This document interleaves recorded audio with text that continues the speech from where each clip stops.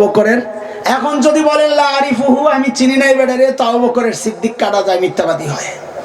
আর যদি বলেন হাজা নবিয়ুনা তিনি আমাদের নবী, তো নবী কাটা যান। কি বিপদে পড়ছে আবু বকর, কিন্তু আবু বকর মানুষ তো কিনা। যেই জিজ্ঞেস করছে মাম্মা তোমার সাথের লোকটাকে, সাইয়েদনা আবু বকর সাথে সাথে জবাব দিয়ে দিয়েছেন হাজার রাজুল ইয়াহদিনি, এই লোক আমারে রাস্তা দেখায়। সুবহানাল্লাহ তো বলছেন না, বুঝালো না। এবার শোনেন পরে আবার পড়েন বুঝা। ওরা মনে করছেন আবু বকর রাস্তা চিনে না, নবী মনে রাহবার পিছন দিকে কয় ডাইনে বামে সোজা, ডাইনে বামে সোজা। কিন্তু আবু বকরের নিয়ত এটা ছিল না। আবু বকরের নিয়ত ছিল আরেকটা। কি সেটা? হাযার রাজুল ইয়াহদিনি ইলাল জান্নাহ, এই লোকটা আমারে জান্নাতের রাস্তা দেখায়। কথা কি মিথ্যা না সত্য? মৌলবী কি হয় না? ওই আবু বকরের ওয়ারিসেরা মৌলবীরা, মৌলবী কি হয় না? আরে হযরত কাসেম নানতুবি রাহমাতুল্লাহি আলাইহি দারুল দেওবন্দের অন্যতম প্রতিষ্ঠাতা, মূল প্রতিষ্ঠাতা হযরত আবেদ হাসান রাহমাতুল্লাহি আলাইহি। তো কাসেম নানতুবি রাহমাতুল্লাহি আলাইহি ব্রিটিশ বিরোধী আন্দোলনের অন্যতম সিপাহসালার। ছাত্তা মসজিদ, এখন যে দেওবন্দের বাউন্ডারি আছে তার পাশে একটা ছোট্ট মসজিদ, নাম হলো ছাত্তা মসজিদ। হযরত ওই মসজিদে থাকতেন। ইংরেজরা টের পাইছে কাসেম নানতুবি আছে, এনে গ্রেফতার করতে আসছে। চারদিক থেকে ঘেরাও করছে, কাসেম নানতুবিরে ধরবে। হযরত কাসেম নানতুবি ভিতরে লুঙ্গি পরা, একটা গেঞ্জি গায়ে দেওয়া, মসজিদ ঝাড়ু দিতেছিল ওই টাইমে। আরে আমাদের বড়রা কি সাদা সিধা জিন্দেগি, মসজিদ ঝাড়ু দিতেছে। ইংরেজরা ভিতরে ঢুকাই যায়, জিজ্ঞেস করতেছে কাসেম নানতুবি কাহায়, এই কাসেম নানতুবি কই? কেন? কাসেম নানতুবিকে জিজ্ঞেস করতেছে কাসেম নানতুবি কই। কেন? কারণ ওরা মনে করছে এত বড় নেতা, যার আঙ্গুলের ইশারায় গোটা ভারতবর্ষের মুসলমান উঠে বসে, ওই বেটার পেটটা তো কমপক্ষে দেওয়ানবাগি হুজুরের মতো অদরকার। ওরা মনে করছে ওইটা। আল্লাহ সারাইছে, ওই যুগে ফেসবুক ছিল না, থাকলে হুজুর ওই দিনই খাইছিল ধরা। এখন যেই কাসেম নানতুবিকে জিজ্ঞেস করছে কাসেম নানতুবি কই, কি বিপদে পড়ছে বলেন। কিন্তু মৌলবী তো কিনা। কাসেম নানতুবি বুড়া বেড়া, উপস্থিত বুদ্ধির মধ্যে সেরা। হঠাৎ এমন জবাব দিয়ে দিত যে উল্টা পাল্টা প্রশ্ন করতো, নিজেই ব্যাক করে যাইতো। এক হিন্দু পণ্ডিতের সাথে মোনাজারা, তর্কযুদ্ধ, ওই যে টকশো হয় না, তো হওয়ার আগে খাওন দিছে। হিন্দু তো খাইছে মাশাআল্লাহ অনেকটি, কাসেম নানতুবি অল্প খাইছে। ইমানদার কম খায়। আল মুমিন ইয়াকুল ফি মিআন ওয়াহিদ ওয়াল মুনাফিক ইয়াকুল ফি সাবআতি আমআ। আল কাফির 7 আতে খায় কাফের, মানে কি তার চোখেও খায়, মুখেও খায়, হাতেও খায়, লগে শয়তানও খায়। ইমানদার তো কম খায়। কাসেম নানতুবি অল্প খাইছে। তো হিন্দু পণ্ডিত কয় মোল্লা খাওয়াই তো হাইরা গেছ, মোনাজারাই জিতবা কেমনে? কাসেম নানতুবি আস্তে করে লাগাই দিছে, ক ভাই খানা নিয়ে যদি প্রতিযোগিতা করতে হয় তো আমার লগে না যায়, মহিষের লগে করো যায়। কি চিকুন কথা, বেটারে মহিষ বানাই দিছে।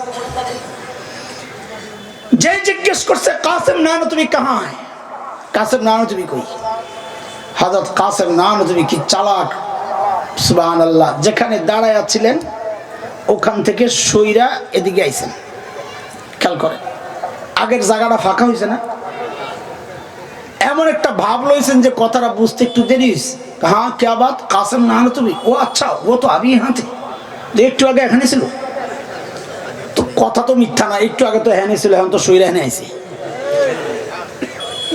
ইংরেজরা মনে করছে একটু আগে এখানে ছিল, এখন বুঝি পালায় গেছে। আরে বল মাস্টার সুইটা গেল। বলেন মৌলবী কি হয় না? সাইয়েদনা আবু বকর কি ছিলেন না? বুঝছেন নি এবার? সাইয়েদনা ওমর যখন বললেন আবু বকর আমার সারা জিন্দেগির আমল আপনারে দিয়ে দিতে চাই, হযরত আবু বকর আস্তে করে বললেন ওমর বুঝলাম সব দিয়ে দিবেন, কিন্তু একটু ছোট্ট করে বলেন না আবু বকর আমার কি দেওয়া লাগবে, আবার আমার সারা জিন্দেগির আমল চায়া বসলে কিন্তু দেব না। সাইয়েদনা ওমর বলেন না আবু বকর না, আপনার সারা জিন্দেগির আমল আমি চাই না আবু বকর, ওই যে হিজরতের সময় সাউর গুহায় যে 3 দিন লুকায়া ছিলেন আবু বকর, ওই 3 দিন আমাকে দিয়ে দিবেন, বিনিময়ে আমি আমার সারা জিন্দেগির আমল আপনাকে দিয়ে দিব। হায় হায়, কয়দিন বিনিময়ে বলেন, বিনিময়ে সারা জীবন আর 3 দিন মিলে, হিসাব মিলে, কথা কর না, হিসাব মিলে। তাইলে নিশ্চয়ই এখানে ওই 3 দিনে এমন কোন আছে গোমর যা জানেন হযরত ওমর? একটা কিছু তো আছে, নাহলে 3 দিন নিতে চাইবো, একটা কিছু তো আছে। হ্যাঁ, কি সেই গোমর একটু বোঝা দরকার। যাবেন একটু সাউর গুহায়, এনার্জি আছে বলে, মাত্র শুরু হইলো, কি এনার্জি আছে নি বাড়ি, কি জিজ্ঞেস করে না। বয়ান তো করবেন আপনাদের পুরান মানুষ, আমাদের হযরত মাওলানা খালিদ সাইফুল্লাহ আইয়ুবী হাফিজাহুল্লাহ, বয়ান ভাই করবেন আজকে। আমি আইসি আজকে নতুন একটু আপনাদের লাগে খাতির লাগাই, আবার সামনে আসুন না ইনশাআল্লাহ। মৌলবীর ইনশাআল্লাহ আমি না কইলে ভালো। লা হাওলা। চলেন সাউর গুহায় যাই। আচ্ছা একটু বলেন তো আমাকে, গুহার ভেতরে কে কে আছেন? নবী আর আল্লাহর দুশমন, নাউজুবিল্লাহ। হ্যাঁ, 2 ক্যাটাগরিতে 2 জন সেরা মানুষ।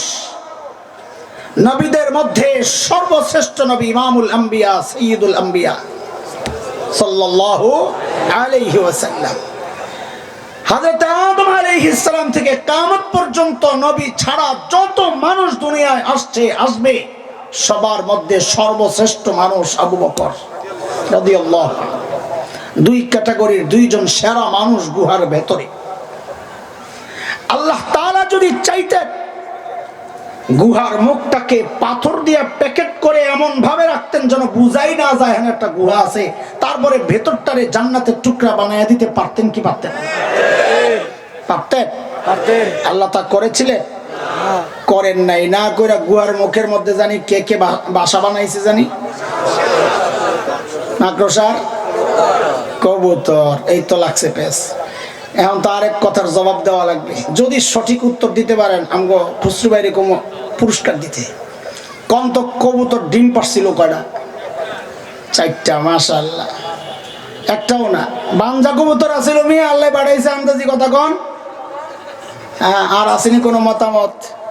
4টা হইছে, একটাও না। 2 মত পাওয়া গেছে, আর কোনো মতামত নাই। 2টা কবুতর তো ডিম পারি 2টা, আপনি তো ঠিকই কইছেন। আর আসেনি কিছু? এখন অনেক মুরব্বীরা বা ওলামা একরাম বুজুর্গ যারা মনে মনে চিন্তা করছেন, বেটারে ভালোই মনে করছিলাম, এখন দেখি নবী আলাইহিস সালামের সাথে সংশ্লিষ্ট একটা গল্প নিয়ে অনেক তামাশা করতেছে। হ্যাঁ হ্যাঁ, আমি তামাশাই করছি। কেন? কারণ মুহাদ্দিসরা বলেছেন কবুতরের গল্পটা পুরাই জাল, বানোয়াট, মিথ্যা কথা। কবুতরই নাই, আমরা বসে বসে জীবগণি। আবার কেউ কেউ বাচ্চাও ফুটাইলে, কিন্তু বাচ্চাও ফুটাইছে মাশাআল্লাহ। বাচ্চা ফুটটা বাংলাদেশে এসে শাহজালালের মাজারে গেছে, এটা যে বানায় নাই আল্লাহ শুকর। এরপরের গুরু বায়া বানাইবো। ওই কবুতর যদি কেউ খাইতে পারে তার জান্নাত ওয়াজিব। বানাইতে তো সমস্যা নাই, এটা বানাই দিলি তো হয়। লা হাওলা ওয়ালা কুওয়াতা ইল্লা বিল্লাহ।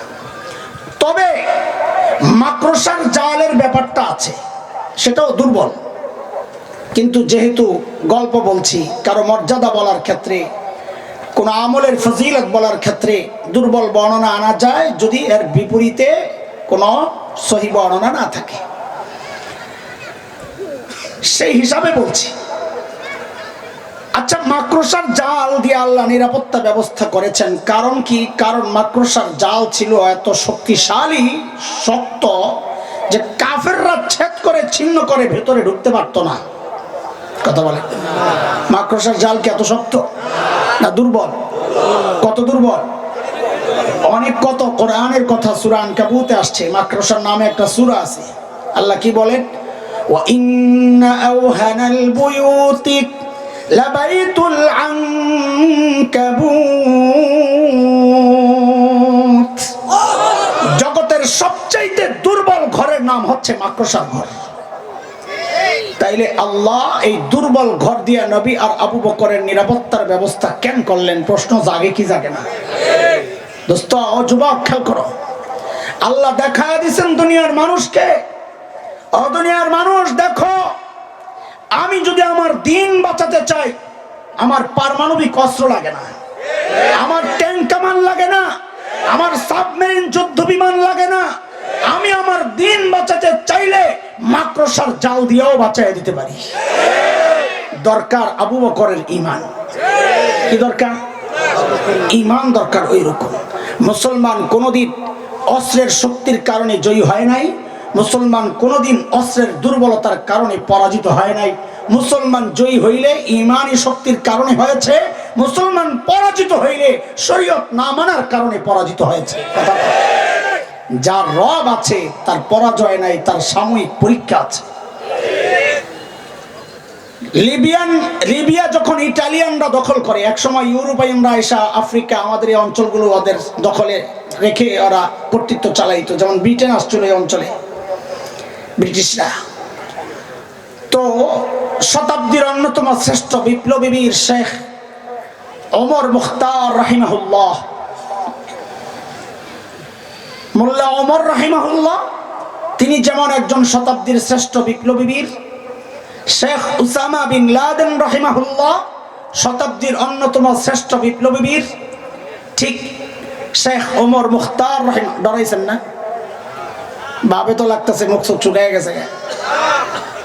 শেখ উসামার নিয়ে দোয়া করলাম, মোল্লা ওমর রেলে দোয়া করলাম। হায় রে মুসলমান, ওরা আমাদের গর্বের জায়গা, তালেবান আমাদের গর্বের ঠিকানা, আফগানিস্তান আমাদের ইজ্জত আর মুকুট পরাইয়া দিছে। কথা কন ঠিক কিনা? হ্যাঁ, ডরায়েন না। কিসের ডর? বেটারা যুদ্ধ করে, হেরা ডরায় না, আর আমরা বলতেও ডরাই। ইমানের হালত দেখেন। ইটালিয়ানরা সিদ্ধান্ত নিছে শেখ ওমর মুখতারের যে গ্রুপ প্রতিরোধ যুদ্ধ চালাচ্ছিল ওদেরকে বম্বিং করে শেষ করে দিবে। একজন এসে শেখ ওমর মুখতারকে বললেন, হযরত, আমাদের কাছে তো বিমান বিধ্বংসী অস্ত্র নাই, চলেন আমরা পালাই। শেখ ওমর মুখতার বড় আজীব এক জবাব দিয়েছেন, ঈমান দীপ্ত জবাব, পাল্টা প্রশ্ন করে। প্রশ্নটাই ছিল জবাব। খেয়াল করে, প্রশ্নটাই ছিল জবাব। শেখ ওমর মুখতার জানতে চাইলেন, আরে এত ডরাইতেছ, ওদের বিমানগুলা কি অনেক শক্তিশালী? বলে, হ্যাঁ অনেক শক্তিশালী। তাই নাকি? কত শক্তিশালী বিমানগুলা? আরশের উপরে দিয়া যায় না নিচে দিয়া যায়? আল্লাহু আকবার। কি জিগায় বেড়ায়।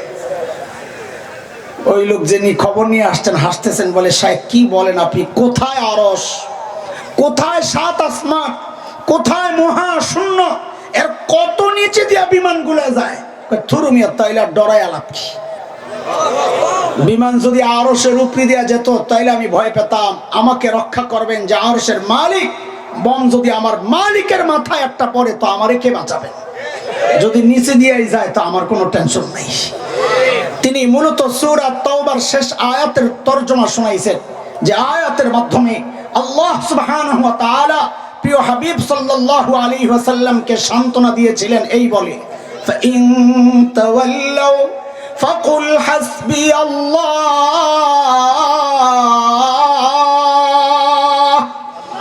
লা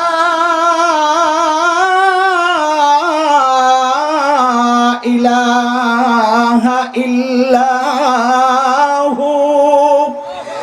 আলাইহি তাওয়াক্কালত ওয়া হুয়া রাব্বুল আরশিল আযীম।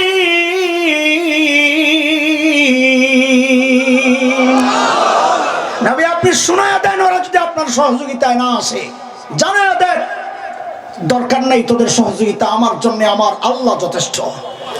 তিনি ছাড়া কোনো মাবুদ নাই, তার ক্ষমতা জানো। তিনি আরশে আজিমের রব। আল্লাহু আকবার। যাদের মালিক আরশে আজিমের রব, এদের পরীক্ষা আছে, পরাজয় নাই, এটাই ইতিহাস। আপনি তালাশ করে দেখেন, নমরুদের মালিক ছিল না, পরাশক্তি হওয়া সত্ত্বেও পরাজিত হয়েছে। খলিল ইব্রাহিমের মালিক ছিল, জয় হয়ে গেছেন।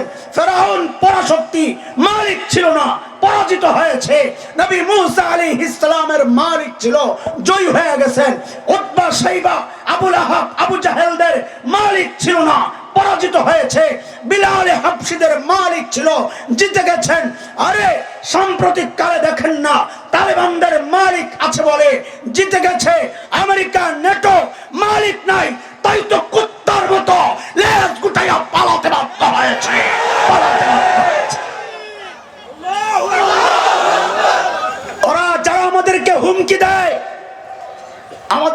পারমাণবিক অস্ত্র নাই বলে, আমাদের ওই রকম অত্যাধুনিক প্রযুক্তির অত উন্নত কিছু নাই বলে যারা আমাদেরকে হুমকি দাও, শুনে নাও, তোমাদের এই প্রযুক্তি আমাদের জন্য একটা মশা দরকার। খালি আল্লাহ মশা দিয়েই নমরুদরে মারছে, পারমাণবিক অস্ত্র পাঠান লাগে নাই। কথা বলে, আল্লাহ ফেরাউনের মতো বড় শক্তি পুরা কওমকে ধ্বংস করেছেন এক মূসা আলাইহিস সালামের লাঠি দিয়া। কথা বল, আমাদের জন্য পারমাণবিক অস্ত্র লাগে না। যাদের মালিক আরশ আজিমের রব, তাদের জন্য পারমাণবিক অস্ত্র লাগে না। এগুলার ঘোড়ার ডিম আমরা চিন্তাও করি না। আমাদের ঈমান সংশোধন দরকার। ঈমান ঠিক হয়ে গেলে ওগুলার পরোয়া করার কোনো চিন্তা নাই। মাঝে মধ্যে যখন শুনি আমার দেশ ও দখলের চক্রান্ত হয়, আমার দেশ নিজেদের সাথে মিলানোর চিন্তা ভাবনা হয়, অনেকে হুমকি দিয়ে দেয় এদেরকে শেষ করে দেওয়া দরকার, তখন আফসোস হয় তাদের জন্য। না এরা আমার পূর্বপুরুষের ইতিহাস জানে, না ইসলামের ইতিহাস জানে। আমাদের পূর্বপুরুষের ইতিহাস হচ্ছে উলামায়ে দেওবন্দের রক্ত যখন এই উপমহাদেশের জমিন স্পর্শ করেছিল, ব্রিটিশ লাল কুত্তারা পালাতে বাধ্য হয়েছিল। উলামায়ে দেওবন্দের রক্ত যখন আফগানিস্তানের জমিন স্পর্শ করেছিল, রাশিয়ার তথা তখনকার সোভিয়েত ইউনিয়নের শেখ ভল্লুকদের পালাতে বাধ্য হয়েছিল। সাম্প্রতিক কালে উলামায়ে দেওবন্দ তালেবানের রক্ত যখন আফগানিস্তানের জমিনে স্পর্শ করেছে, ন্যাটো আমেরিকা লাল কুত্তারা পালাতে বাধ্য হয়েছে। এই আখিরি পয়গাম শেখুল হিন্দের রুহানি সন্তানদের পয়গাম, শামসুল হক ফরিদপুরি রহমাতুল্লাহ আলাইহির রুহানি সন্তানদের পয়গাম। যদি আমার মানচিত্র আক্রান্ত হয়, আল্লাহর কসম একটাকেও পালাতে দেওয়া হবে না, পালাতে দেওয়া হবে না।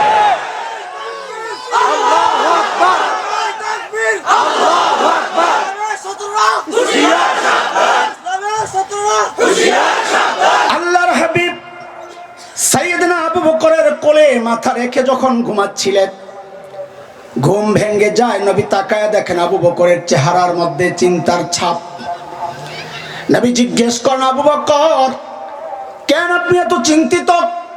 সাইয়েদনা আবু বকর গুহার মুখের দিকে দেখাচ্ছেন, ইয়া রাসূলুল্লাহ দেখেন তাকায়, আলাউ আন্না আহাদাহুম ইয়ানজুরু ইলা কদামাইহি, এরা যে কেউ একজন গুহার মুখের দিকে তাকানোর দরকার নাই, যদি নিজেদের পায়ের দিকেও তাকায় তাও তো আমাদেরকে দেখে ফেলবে।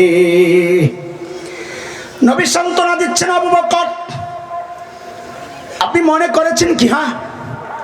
কি মনে করেছেন এই গুহার ভেতরে বুঝি খালি আমি আর আপনি, আমাদের সাথে বুঝি আর কেউ নাই? না আবু বকর, না না না, এই গুহার ভেতরে খালি আমি আর আপনি না আবু বকর, আমাদের সাথে আল্লাহ আছেন। কে আছেন? নবীর সান্ত্বনার এই কথাটুকু আল্লাহর এত পছন্দ হয়েছে, আল্লাহ কোরআনুল কারীমের সূরা তাওবার একটা আয়াতের টুকরা করে নাজিল করে দিয়েছে। মালিক বলেন, ইযহুমা ফিল গার ইয ইয়াকুলু লিসাহিবিহি লা তাহজান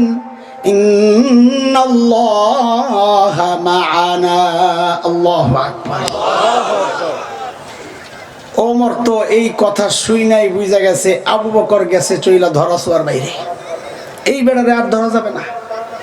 বলে কেন? কয় গোমর ভিতরে, গোমর। গোমর কি? গোমর একটু বুঝেন ভালো করে, সূক্ষ্ম মনোযোগ লাগবে। ইযহুমা ফিল গার, দুইজন যখন গুহায়, একটু বলেন তো বুঝে শুনে এই দুইজনকে? নবী আর বলেন, নবী আর আস্তে আস্তে পিছন থেকে আমি যেন না দেখি, মনোযোগ হারাই। দুইজন যখন গুহায়, ইয ইয়াকুলু লিসাহিবিহি, একজন যখন তার সাহাবীকে বললেন, আহা, এই কথাগুলোর তাফসীর লেখার সময় যেন মুফাসসিররা লাফায় উঠছে, কার দেহ কারবার, আবু বকর কই চলে গেছে? দেখো, বলে কই চলে গেছে? বলে আল্লাহ কি বলতেছেন, ইয ইয়াকুলু লিসাহিবিহি, একজন যখন তার সাহাবীকে বললেন। এই সাহাবীকে বলেন, এই সাহাবী মানে কে? কে কে? একজন যখন তার সাহাবীকে বললেন, ওই একজনকে নবী আলাইহিস সালাম। কে? তাহলে কি আসলো অর্থ? নবী যখন তার সাহাবীকে বললেন, এই তো নাকি? হ্যাঁ হ্যাঁ, আরে কথা বলেন না। মুফাসসিররা বলেন দেখো কারবার, বলে কি কয় আবু বকরের মর্যাদা চলে গেছে অন্য এক জায়গায়, অন্য এক উচ্চতায়। বলে কেন? বলে আল্লাহ বলছেন নবী যখন তার সাহাবীকে বললেন মানি বুঝছনি, বলে কি? বলে আল্লাহ কোরআন আল কারীমের মধ্যে আবু বকর যে নবীর সাহাবী এটা আল্লাহ স্বীকৃতি দিয়ে দিলেন। ফলাফল আবু বকরের সাহাবীকে কেউ অস্বীকার করলে কাফের হয়ে যাবে, কারণ আল্লাহ নবীর সাহাবী হিসাবে আবু বকরকে কি দিছে? ইযহুমা ফিল গার ইয ইয়াকুলু লিসাহিবি, একজন যখন তার সাহাবীকে বললেন, কিন্তু ওমরের গোমর কিন্তু এই জায়গায় না। আপনারা মনে করেন না গোমর বুঝি পাইয়া গেছে? ওমরের গোমর আরো সূক্ষ্ম। এই খেয়াল করেন, সাইয়েদনা ওমর সম্পর্কে নবী একটা হাদিস বলেছেন। নবী বলেন লাউ কানা বাদি নবী, শব্দটা কোন ঠিক করে? লাউ কানা বাদি, ব্যাপকভাবে কেমনে যেন এটা সরাই গেছে, নবিয়ুন। লাউ কানা বাদি নবিয়ুন, কানার ইসিম, বাদি জরফ খবর মুকদ্দম হয়েছে, এই জন্য নবিয়ুন নাকরা হয়েও ইসিম হইতে পারছে। লাউ কানা বাদি নবিয়ুন লাকানা ওমর, আমার পরে যদি কেউ নবী হতো তো ওমর হতো। আল্লাহু আকবার। এই কোন নবী কি কইছে? আমার পরে যদি কেউ নবী হতো, বলেন কে হতো? আবেগের পিছনে না ছুটা, আপনার দিল কি বলে আপনি বলেন, এই হাদিস কি বলে। এই আবারও বলি, আবেগের পিছনে ছুটে জবাব দিয়েন না, চিন্তা করে জবাব দেন। এই হাদিস কি বলে? আবু বকরের মর্যাদা বেশি না ওমরের মর্যাদা বেশি? কার?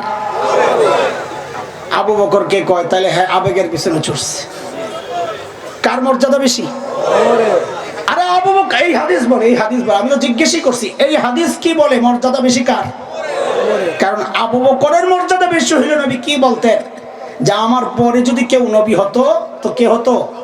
আবু বকর হতো। নবী তা বলেন নাই। নবী কি বলেছেন? আমার পরে নবী হইলে ওমর রাদিয়াল্লাহু আনহু। তো এই হাদিস তো বোঝা যায় যে ওমরের মর্যাদা বেশি। আরে সর্বপ্রথম আমি যখন শুনি এই হাদিস, আমারই তো পেঁচ লাগছে ছাত্র জমানার কথা, যে কিরে সারা জিন্দেগি শুনলাম আহলুস সুন্নাহ ওয়াল জামাতের আকীদা এটা, যে সমস্ত উম্মতের মধ্যে, শুধু এই উম্মত না সমস্ত উম্মতের মধ্যে সর্বশ্রেষ্ঠ মানুষ হচ্ছেন সাইয়্যিদুনা আবু বকর সিদ্দিক রাদিয়াল্লাহু আনহু। কিন্তু এই হাদিস দিয়ে তো বোঝা যায় মর্যাদা বেশি ওমরের। প্রশ্ন তো ঘুরে খালি আমার মাথায় ঘুরে ঘুরে ঘুরে ঘুরে। আরে আমাদের আকাবির আসলাফদের কিতাবের এই এক মজা। আমার অনেকে জিজ্ঞেস করে ভাই কোন তাফসির মোতালা করলে ভালো? আমি তো করি না কোনো তাফসির, তুমি কি লেগে করবা? বড়দের কিতাব মোতালা করো, সব তাফসিরের নির্যাস পাওয়া যায়। আমাদের বড়দের কিতাবের মজাই তো এটা, সব তাফসিরের নির্যাস পাওয়া যায়। হাকিমুল উম্মতের কিতাব পড়ো, কাসেম নানুতুবির কিতাব পড়ো, হুজ্জাতুল্লাহ শাহ ওয়ালিউল্লাহ মুহাদ্দিস দেহলভির কিতাব পড়ো। হ্যাঁ, তো হযরত থানভী রাহমাতুল্লাহি আলাইহির কিতাবে এই জবাব যেদিন আমি পাইছি, বিশ্বাস করেন আপনাদেরকে বলছি আল্লাহ হাজির, আমি খুশিতে চিৎকার দিয়ে উঠছি। কারণ অনেক দিনের প্রশ্ন আমার মাথায় ঘুরতেছে যে এই হাদিস তো বলে ওমরের মর্যাদা বেশি, কিন্তু আসলে তো আবু বকরের মর্যাদা বেশি। থানভী রাহমাতুল্লাহি আলাইহি বলছেন আজীব এক কথা জবাব, যে গোমরটা বুঝছেন ওমর, আমি আপনিও বুঝি নাই, ওমর ঠিকই বলছেন না রে। এই হাদিসটাই প্রমাণ করে মর্যাদা বেশি আবু বকরের। এই হাদিসই প্রমাণ করে মর্যাদা বেশি। কেন? কারণ ওমর বুঝে গেছে সারা জিন্দেগি আমার আমলের ফলাফল, নবীর সাথে আমার সম্পর্কের লেভেল কি? লেভেল হইল বাদিয়াতের।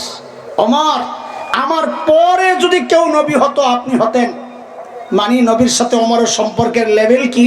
বাদিয়াতের, আগে আর পরে। নবী বলছেন ওমর আমি আগে আর আপনি, বলেন না, বলেন বলেন না, বললে বুঝবেন না। নবী বলেন ওমর আমি আগে আর আপনি সম্পর্কের লেভেল উলামায়ে কেরাম শব্দ বলবেন বাদিয়াতের। কিসের সম্পর্ক? বাদিয়াতের। কিন্তু এই আয়াত যখন আসছে ওমর বুঝা গেছেন আমি তো পরেই রয়ে গেলাম। আর আবু বকর রে নবী কয় আবু বকর ঘাবড়ায়েন না, আপনি একা না, আল্লাহ কয় ঘাবড়ায়েন না, লা তাহজান ইন্নাল্লাহা মাআনা। নবী বলেন আবু বকর আপনার সাথে আমার সম্পর্ক আল্লাহর সম্পর্কের লেভেল ওমরের মতো বাদিয়তের না, মাআনা মাইয়তের সম্পর্ক। সুবহানাল্লাহ। সাথে সাথে, তার মানে কি যে আমার সাথে যদি কেউ নবী হতো মুসা আর হারুন আলাইহিস সালামের মতো, তো আবু বকরই নবী হইতো, পরে হইলে ওমর হইতো। إذ هما في الغار إذ يقول لصاحبه لا تحزن إن الله معنا। الله أكبر। সাইয়েদনা ওমর যখন বললেন আবু বকর আমার সারা জিন্দেগির আমল আপনারে দিয়ে দিই, ওই 3 দিন দিয়ে দেন। আবু বকর মানুষ কি ছিলেন না? এই গুমর বুঝছেন ওমর, আবু বকর বুঝেন নাই বুঝি? হ্যাঁ, আবু বকর জানেন না গুমর? সাইয়েদনা আবু বকর কি জবাব দিলেন? জবাব দিলেন আস্তে করে, ওমর বলেন কি আপনি? আবু বকর, আবু বকর বলেন কি আপনি? এই 3 দিন যদি দিয়ে দেই তা আমার আর জীবনে থাকে কি রে ভাই? জীবনে তো কিছু করতে পারি না, এই 3 দিনই তো আমার পুঁজি দিয়ে দিলে আমি খালি হয়ে যাবো ভাই। আবু বকর বলে জীবনে কিছু করেন নাই তো করছে কে? আমরা ভাবতেছি কত কিছু করে রয়েছি, আল্লাহ জান্নাত মনে হয় কয়েকটা বানায় রাখছে আমার জন্য। আর আবু বকর বলেন জীবনে কিছু করতে পারি নাই, আমার 3 দিন দিয়ে দিলে এটা পুঁজি আমার আর নাই কিছু।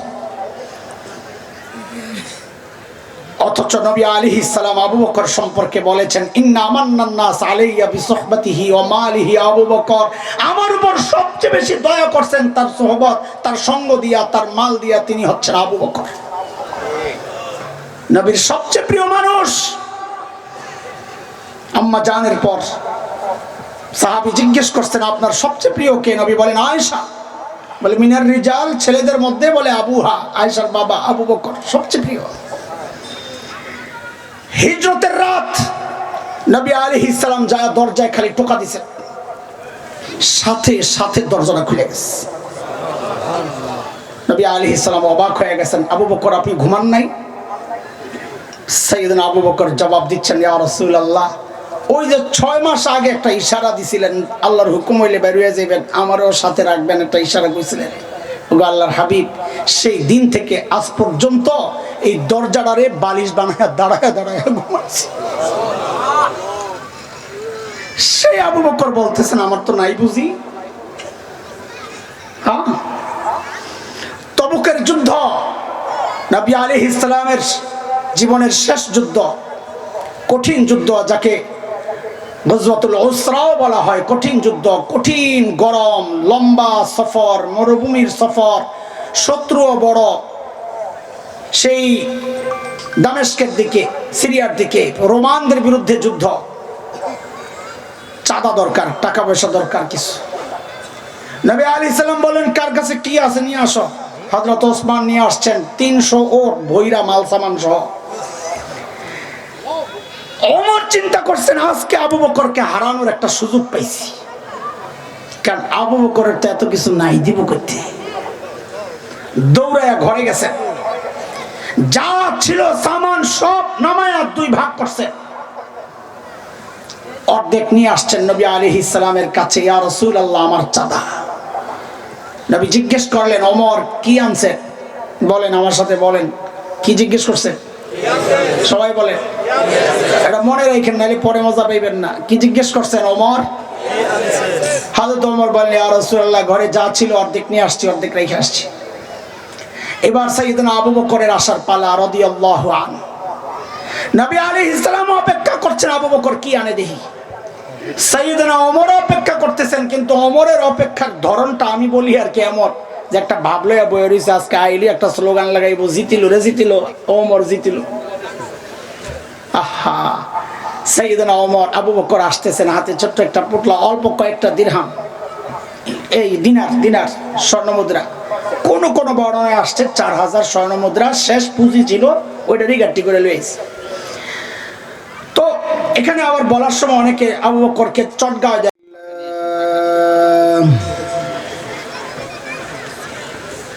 الحمد لله وكفى وسلام على عباده الذين اصطفى أما بعد فأعوذ بالله من الشيطان الرجيم بسم الله الرحمن الرحيم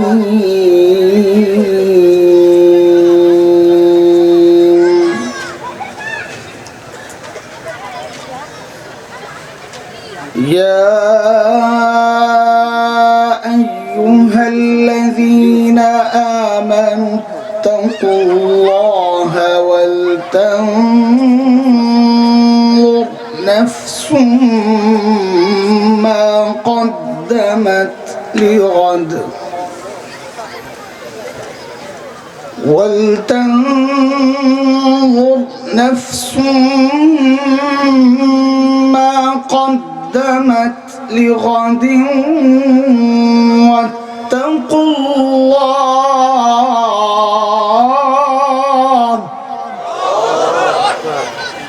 إن الله خبير بما تعملون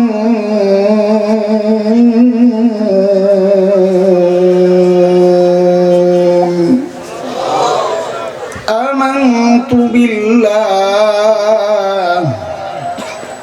صدق الله العلي العظيم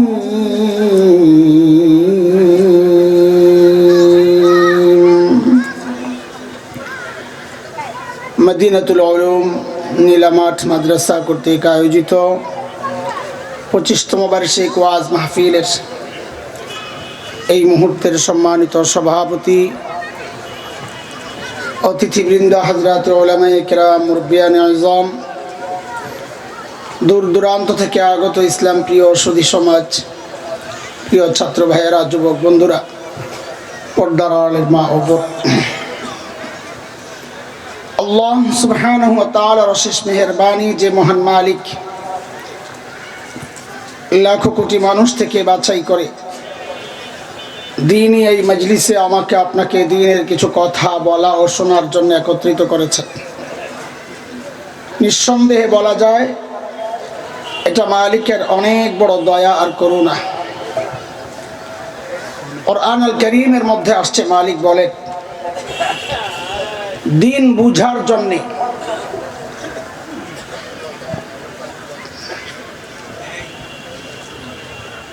বুঝার জন্যে আমি যার দিলটা খুলে দেই, দিন শেখা, দিন বুঝা, দিন মানার মানসিকতা যাকে দান করি, আল্লাহ সুবহানাহু ওয়া তাআলা বলেন এটা এত বড় নিয়ামত। এই নিয়ামত যে বান্দাকে দেই, আল্লাহ বলেন ওই বান্দা সারাক্ষণ আমার স্পেশাল নূরের আওতায় থাকে। সুবহানাল্লাহ। দুর্ভাগ্য তার জন্য যার দিল শক্ত, দিন শিখতে চায় না, বুঝতে চায় না, মানতে চায় না, বরং অনেক পোড়া কপাল আছে, উল্টা বুঝে। আল্লাহ তাআলা বলেন তারা স্পষ্ট গুমরাহিতে নিমজ্জিত। সূরা জুমার আয়াত নম্বর 22 রব্বুল কারীম এই কথাটা বলেছেন। মালিক বলেন أفمن شرح الله صدره للإسلام فهو على نور من ربه فويل للقاسية قلوبهم من ذكر الله الله أكبر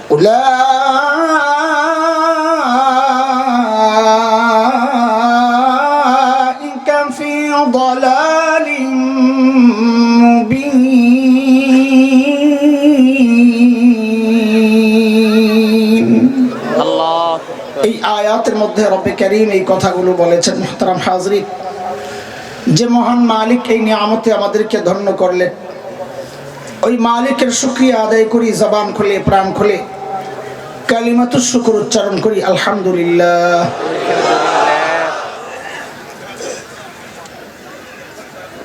আমরা যখন আসছিলাম, ঢুকছিলাম প্যান্ডেলের ভেতরে, আমাদের যে ভাই কথা বলতেছিলেন,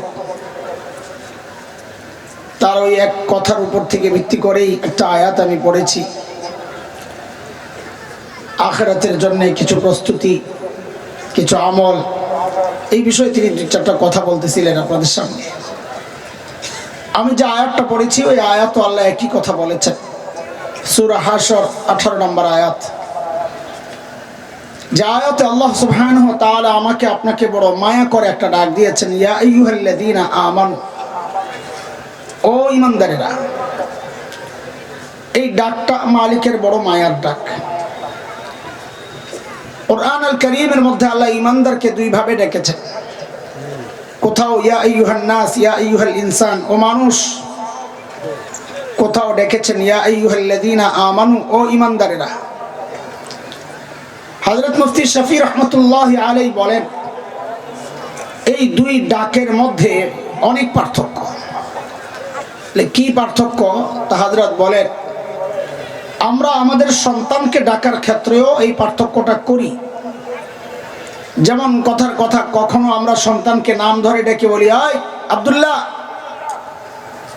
এইরকম শুনলে কথার কথা আর কি, সন্তানের মনে অজানা একটা আশঙ্কা কাজ করে, বাবার ডাকের নমুনা তো ভালো না, হয়তো রেগে আছে। কিন্তু বাবার সাথে সন্তানের যে সম্পর্ক, ওই সম্পর্ক ধরে যখন বাবা ডাক দিয়ে বলেন আব্বু, তো সন্তান বুঝে আমার বাবা আমাকে মায়া করে ডাক দিয়েছে। ঠিক আল্লাহ তাআলা যখন ডাকেন ও মানুষ, আল্লাহ যেন নাম ধরে ডাকলেন, হয়তো রেগে আছে, কিন্তু আল্লাহর সাথে বান্দার যে সম্পর্ক, ঈমানের সম্পর্ক, ওই সম্পর্ক ধরে যখন আল্লাহ ডাক দিয়ে বলেন ও ঈমানদারেরা, তখন বুঝে নেওয়া আমার মালিক আমাকে বড় মায়া করে ডাক দিয়েছেন। আমি যে আয়াতটা পড়েছি, এই আয়াতে মালিক বড় মায়া করে ডাক দিয়ে কি বলছে? মালিক বলেন, ইয়া আইয়ুহাল্লাযীনা আমানুত্তাকুল্লাহ ওয়াল তানজুর নাফসুম মা কদ্দামাত লিগাদিন ওয়াত্তাকুল্লাহ। দুইটা হুকুম করেছেন আল্লাহ তাআলা। এক, ও ঈমানদারেরা আল্লাহকে ভয় করো, এক হুকুম। দুই, প্রত্যেকটা মানুষের উচিত তার আখিরাত নিয়ে চিন্তা করা। আমার আখিরাতের পুঁজি কি, কামাই কি, সম্বল কি, আমি আমার মালিকের সামনে কি নিয়ে দাঁড়াবো। বলে চিন্তা করি বলেই তো এই মজলিসে আসছি, নাকি না অন্য কিছু আছে? খিচুড়ি খিচুড়ি নাই? হ্যাঁ, আয় খোদা, খিচুড়ি ছাড়া নিয়ে আছেন আপনারা? শুকনো আওয়াজ মজা লাগে নাকি?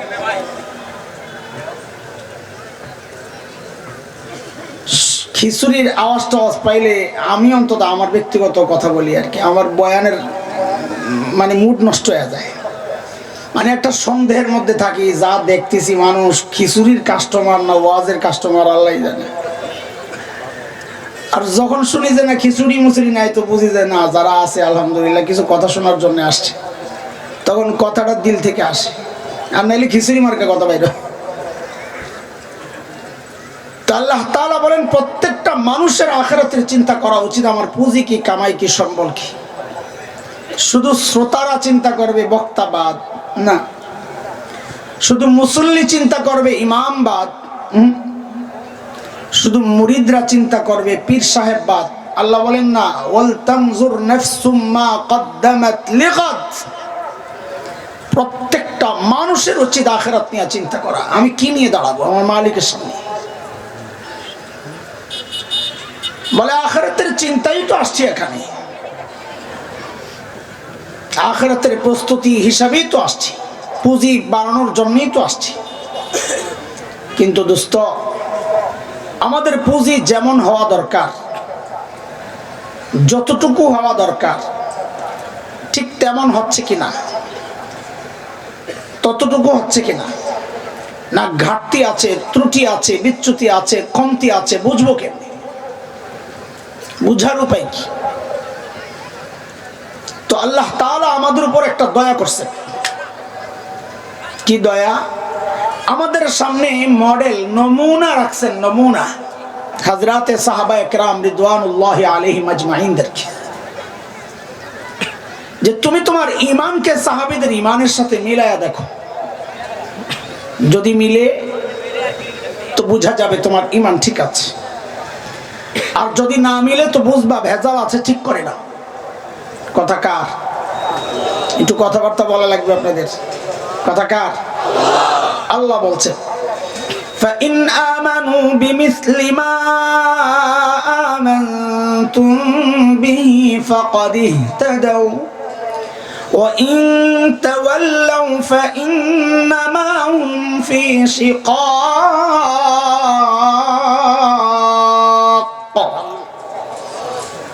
বলে তুমি তোমার তাকওয়াকে সাহাবীদের তাকওয়ার সাথে মিলাও। বলে কেন মিলাবো? তো আল্লাহ যেন বলেন, কারণ ওদের কলবের পরীক্ষা আমি নিয়েছি, ওই পরীক্ষায় ওরা পাস, তোমারটা মিললে তুমিও পাস। কথা কার? আল্লাহ বলছে উলাইকাল্লাযীনা ইমতাহানাল্লাহু কুলুবাহুম লিত্তাকওয়া লাহুম মাগফিরাতুন ওয়া আজরুন আযীম।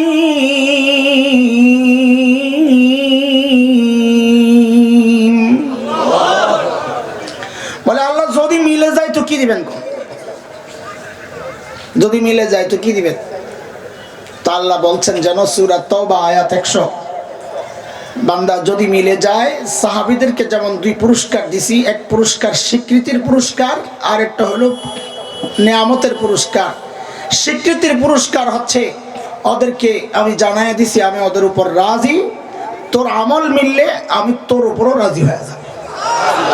বলে নিয়ামতের পুরস্কার, বলে ওদেরকে জানাই দিছি ওদের জন্য জান্নাত রেডি, তোর আমল সাহাবীদের সাথে মিললে জানাই দিচ্ছি তোর জন্য জান্নাত রেডি। কার কথা? আল্লাহ বলছে والسابقون الأولون من المهاجرين والأنصار والذين اتبعوهم بإحسان رضي الله عنهم ورضوا عنه وأعد لهم جنات تجري تحتها الأنهار خالدين فيها أبدا ذلك الفوز العظيم।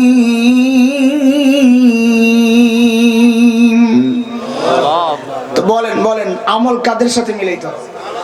হ্যাঁ বলেন না তো, কথা বলেন। শুনেন বাদাম বুদাম খাওয়া যাবে না আমার বয়ানে। হ্যাঁ বসে বসে বাদাম টিপবেন আর আমার কামে লাগাই দিবে, চলবে না, চলবে না। বাদাম খাওয়া, বলেন বাদাম খাওয়া। এরপরও কেউ কেউ গোপনে গোপনে খাবে, ওইটাও বন্ধ করতেছি। আমি একটা দোয়া করি, আপনারা আমার সাথে সাথে আমিন বললেন। আল্লাহ এই প্যান্ডেলের ভিতরে বয়া বয়া যারা বাদাম খাইব পেটটা নষ্ট করে দিও। তোর সাহস থাকলে খা বেটা, আমি গুনাহগার কিন্তু মুসাফির। কি এখানে সাদা দাড়িওয়ালা মানুষ আছে, তাহাজ্জুদ গুজার জুয়ান আছে, যুবক আলেম ওলামারা আছে, দোয়া কারোটা না কারোটা লেগে যাবো। তোর সাহস থাকলে তুই খা, আমি আর কিছু কমো না। যা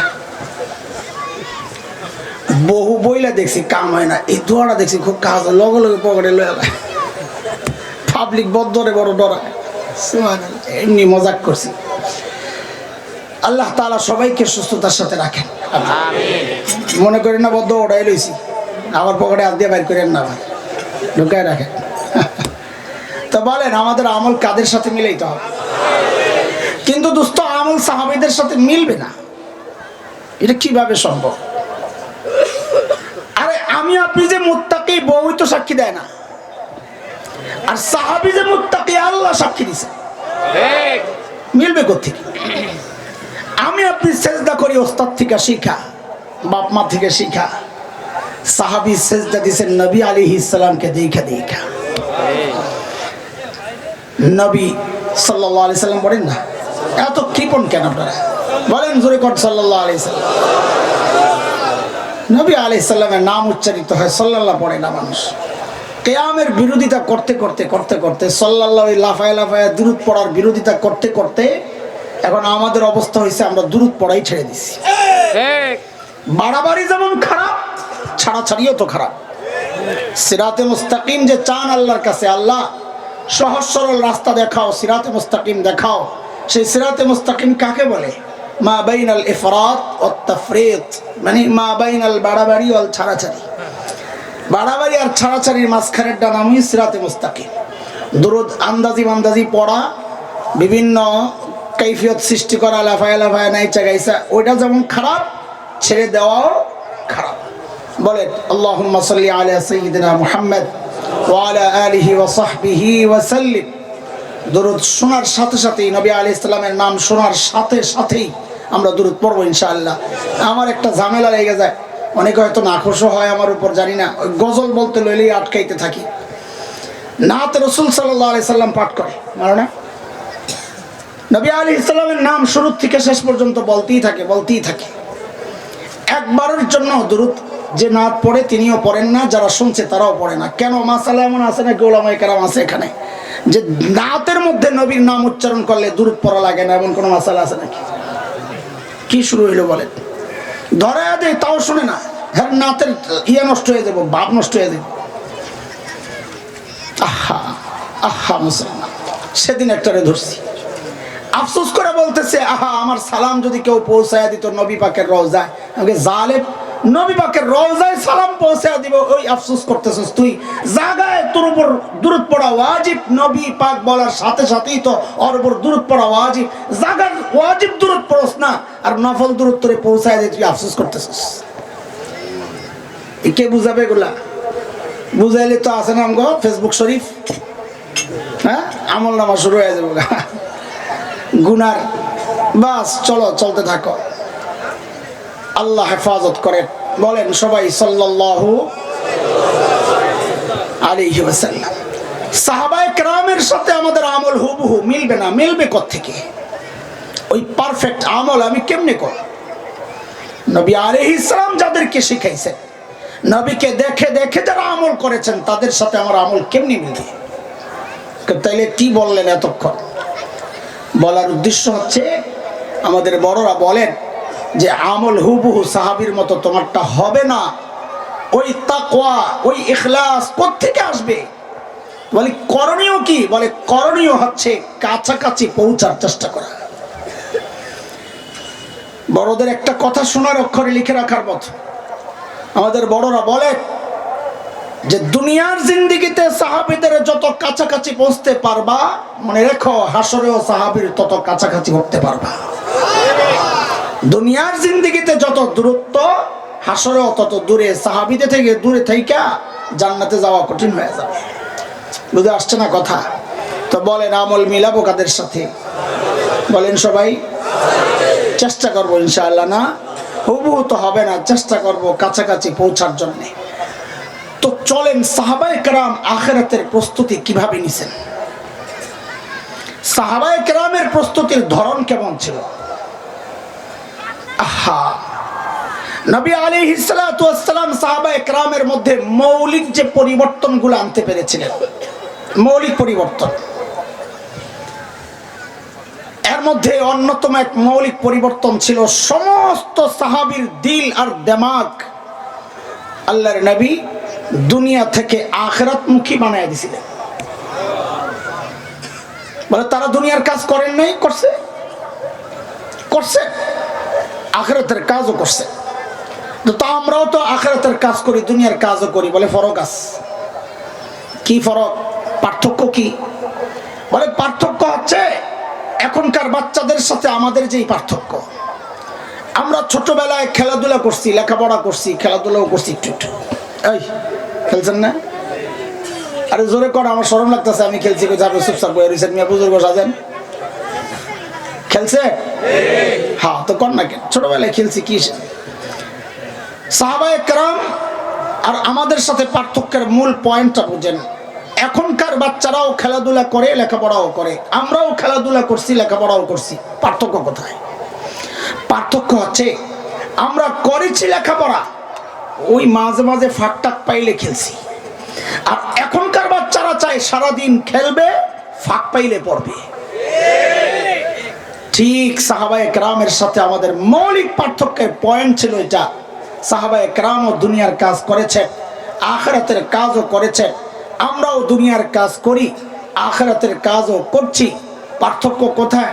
বলে সাহাবায়ে কেরাম করতেন আখিরাতের কাজ, ফাঁকে ফাঁকে করতেন দুনিয়ার কাজ। আর আমরা করি তো দুনিয়ার কাজ, ফাঁকে ফাঁকে করি আখিরাতের কাজ। এই যে মাঝখানের গ্যাপ, একটা দূরত্ব, এটাকে ধীরে ধীরে কমাইতে হবে। দুনিয়ার ব্যস্ততা কমাইতে হবে, আখিরাতের দিকে একটু ব্যস্ত হওয়া লাগবে। হ্যাঁ, আখিরাতের ফিকির সবসময় মাথায় রাখা লাগবে। আমি কিছু উদাহরণ দিলে তাইলে বুঝবেন যে সাহাবায়ে কেরাম আখিরাতের ফিকির কেমনে করছে। আল্লাহ, দুইজন সাহাবীর কথা শোনাই আপনাদেরকে। সাইয়েদনা ওমর ইবনুল খাত্তাব রাদিয়াল্লাহু আনহু, একদিন আয়েশা হযরত সাইয়েদনা আবু বকর সিদ্দিক রাদিয়াল্লাহু আনহুকে বলছেন, আবু বকর দোস্ত, আপনার সাথে একটা লেনদেন করতে চাই। কি করতে চাই? তা আবু বকর বলেন, কি লেনদেন করবেন আপনি বলেন? তো সাইয়েদনা ওমর বলেন কি, আবু বকর আমার সারা জিন্দেগীর সব আমল আপনারে দিয়ে দিতে চাই, চলেন।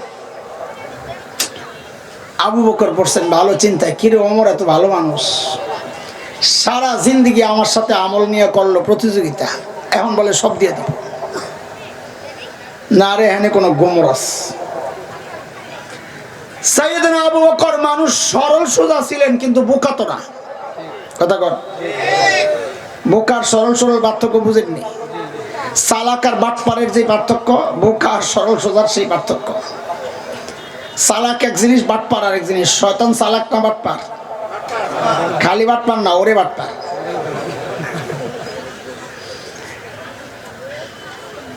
আপনারা মৌলবীদেরকে বোকা মনে করেন অনেকেই। উলামায়ে কেরাম শুনেন, বোকা না, বোকা না, সরল সোজা। কেন? যার সিনায় আসমানি ইলম আছে সে বোকা হইতে পারে না। বোকা তো সে যে আসমানি ইলম থেকে বঞ্চিত। বোকা তো সে। ইন্না ফি খালকিস সামাওয়াতি ওয়াল আরদি ওয়া ইখতিলাফিল লাইলি ওয়ান নাহার লাআয়াতিল লিউলিল আলবাব। যার মাথায় মগজ আছে সে তার স্রষ্টা খোঁজে, সৃষ্টি দেখা। সে বোকা না, মগজ আছে মাথায়, মগজ। বলে নাস্তিক বিজ্ঞানী যে আল্লাহ মানে না, ওর মাথায় হয়তো মগজ আছে। কয়টি মগজ না, এটি সব ডিজিটাল গোবর। মগজ থাকলে মগজের মালিক চিন্ত। কথা কর।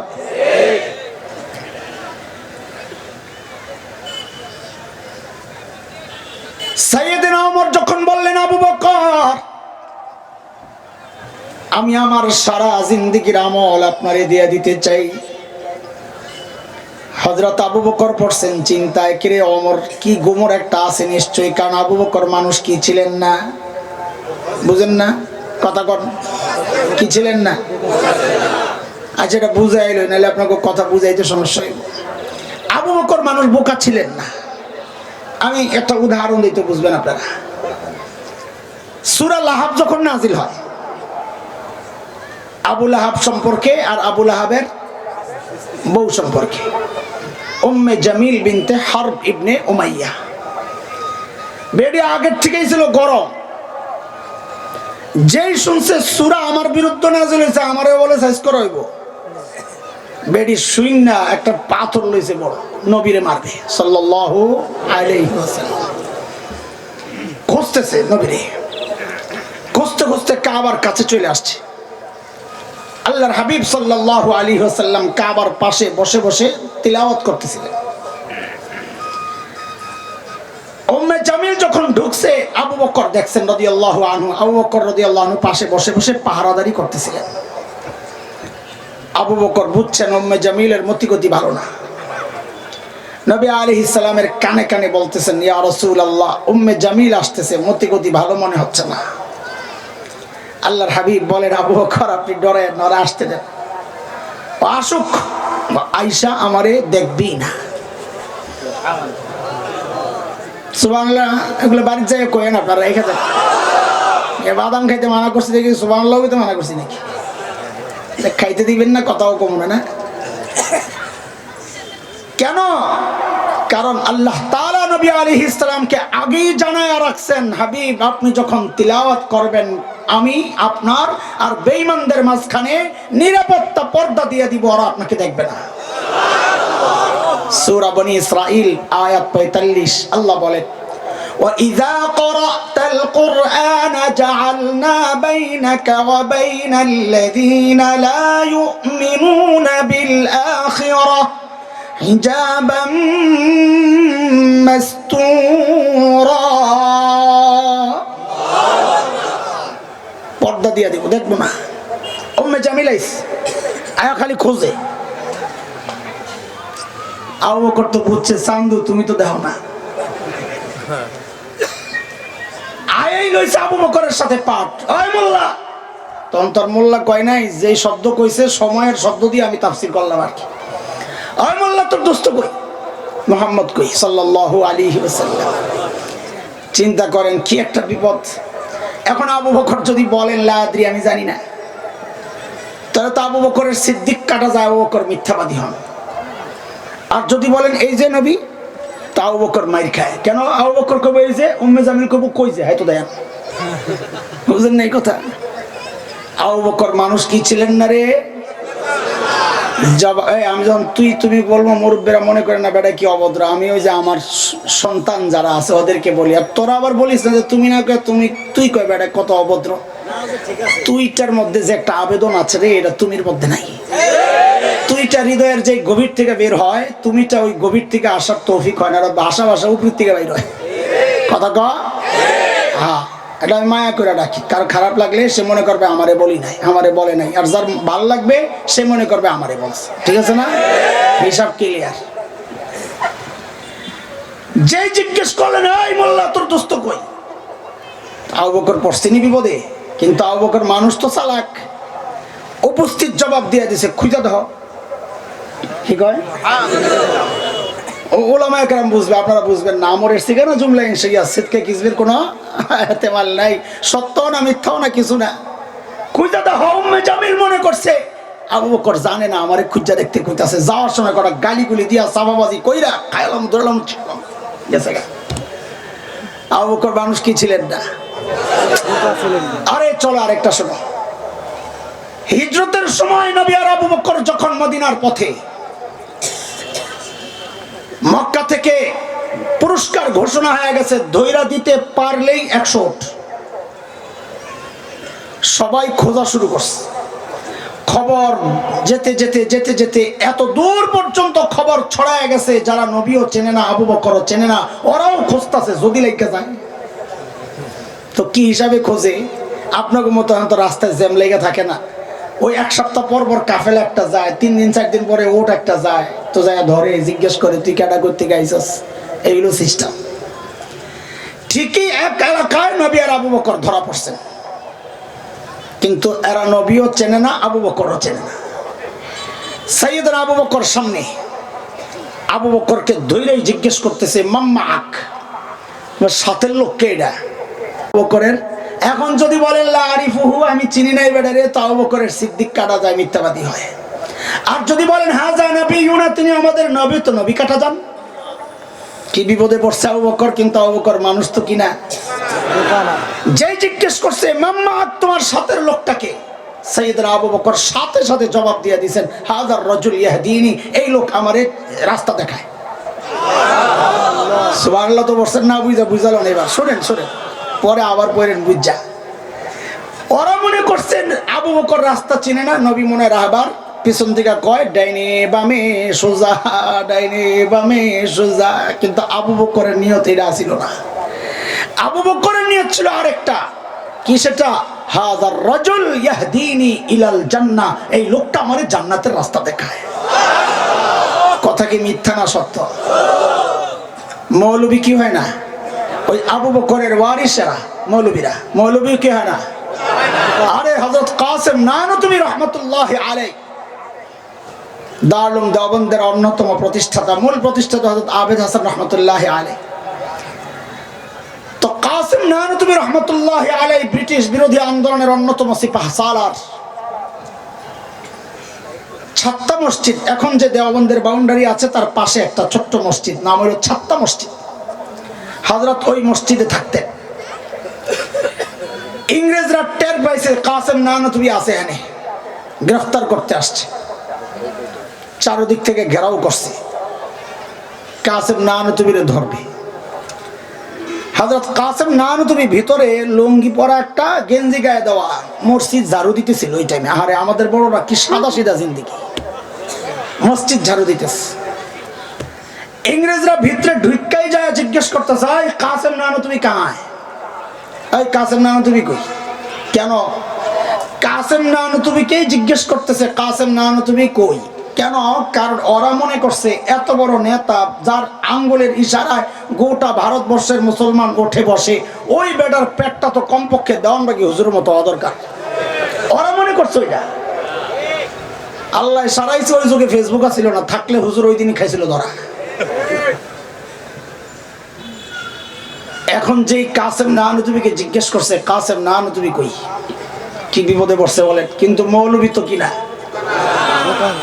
কাসেম নানতুবি বুড়া বেড়া, উপস্থিত বুদ্ধির মধ্যে সেরা। হঠাৎ এমন জবাব দিয়ে দিত যে উল্টা পাল্টা প্রশ্ন করতো, নিজেই ব্যাক করে যাইতো। এক হিন্দু পণ্ডিতের সাথে মোনাজারা, তর্কযুদ্ধ, ওই যে টকশো হয় না, তো হওয়ার আগে খাওন দিছে। হিন্দু তো খাইছে মাশাআল্লাহ অনেকটি, কাসেম নানতুবি অল্প খাইছে। ইমানদার কম খায়। আল মুমিন ইয়াকুল ফি মিআন ওয়াহিদ ওয়াল মুনাফিক ইয়াকুল ফি সাবআতি আমআ। আল কাফির 7 আতে খায় কাফের, মানে কি তার চোখেও খায়, মুখেও খায়, হাতেও খায়, লগে শয়তানও খায়। ইমানদার তো কম খায়। কাসেম নানতুবি অল্প খাইছে। তো হিন্দু পণ্ডিত কয়, মোল্লা খাওয়াই তো হাইরা গেছো, মোনাজারায় জিতবা কেমনে? কাসেম নানতুবি আস্তে করে লাগাই দিছে, ক ভাই খানা নিয়ে যদি প্রতিযোগিতা করতে হয় তো আমার লগে না যায়, মহিষের লগে করো যায়। কি চিকুন কথা, বেটারে মহিষ বানাই দিছে। যে জিজ্ঞেস করছে কাসেম নানতুবি কাহায়, কাসেম নানতুবি কই, হযরত কাসেম নানতুবি কি চালাক, সুবহানাল্লাহ। যেখানে দাঁড়ায় ছিলেন ওখান থেকে সইরা এদিকে আইছেন। খেয়াল করে, আগের জায়গাটা ফাঁকা হয়েছে না, এমন একটা ভাব লইছেন যে কথাটা বুঝতে একটু দেরি হয়েছে। হ্যাঁ क्या बात, কাসেম নানতুবি, ও আচ্ছা ও তো আবি यहाँ थे, একটু আগে এখানে ছিল। তো কথা তো মিথ্যা না, একটু আগে তো এখানে ছিল, এখন তো সইরা এখানে আইছে। ইংরেজরা মনে করছে একটু আগে এখানে ছিল, এখন বুঝি পালায় গেছে। আরে বল মাস্টার সুইটা গেল। বলেন মৌলবী কি হয় না? সাইয়েদনা আবু বকর কি ছিলেন না? বুঝছেন নি এবার? সাইয়েদনা ওমর যখন বললেন আবু বকর আমার সারা জিন্দেগির আমল আপনারে দিয়ে দিতে চাই, হযরত আবু বকর আস্তে করে বললেন, ওমর বুঝলাম সব দিয়ে দিবেন, কিন্তু একটু ছোট্ট করে বলেন না আবু বকর আমার কি দেওয়া লাগবে, আবার আমার সারা জিন্দেগির আমল চায়া বসলে কিন্তু দেব না। সাইয়েদনা ওমর বলেন না আবু বকর না, আপনার সারা জিন্দেগির আমল আমি চাই না আবু বকর। ওই যে হিজরতের সময় সাউর গুহায় যে 3 দিন লুকায়া ছিলেন আবু বকর, ওই 3 দিন আমাকে দিয়ে দিবেন, বিনিময়ে আমি আমার সারা জিন্দেগির আমল আপনাকে দিয়ে দিব। হায় হায়, কয়দিন কয়দিন বিনিময়ে? বলেন বিনিময়ে সারা জীবন আর 3 দিন মিলে, হিসাব মিলে, কথা কর না, হিসাব মিলে। তাইলে নিশ্চয়ই এখানে ওই 3 দিনে এমন কোন আছে গোমর যা জানেন হযরত ওমর?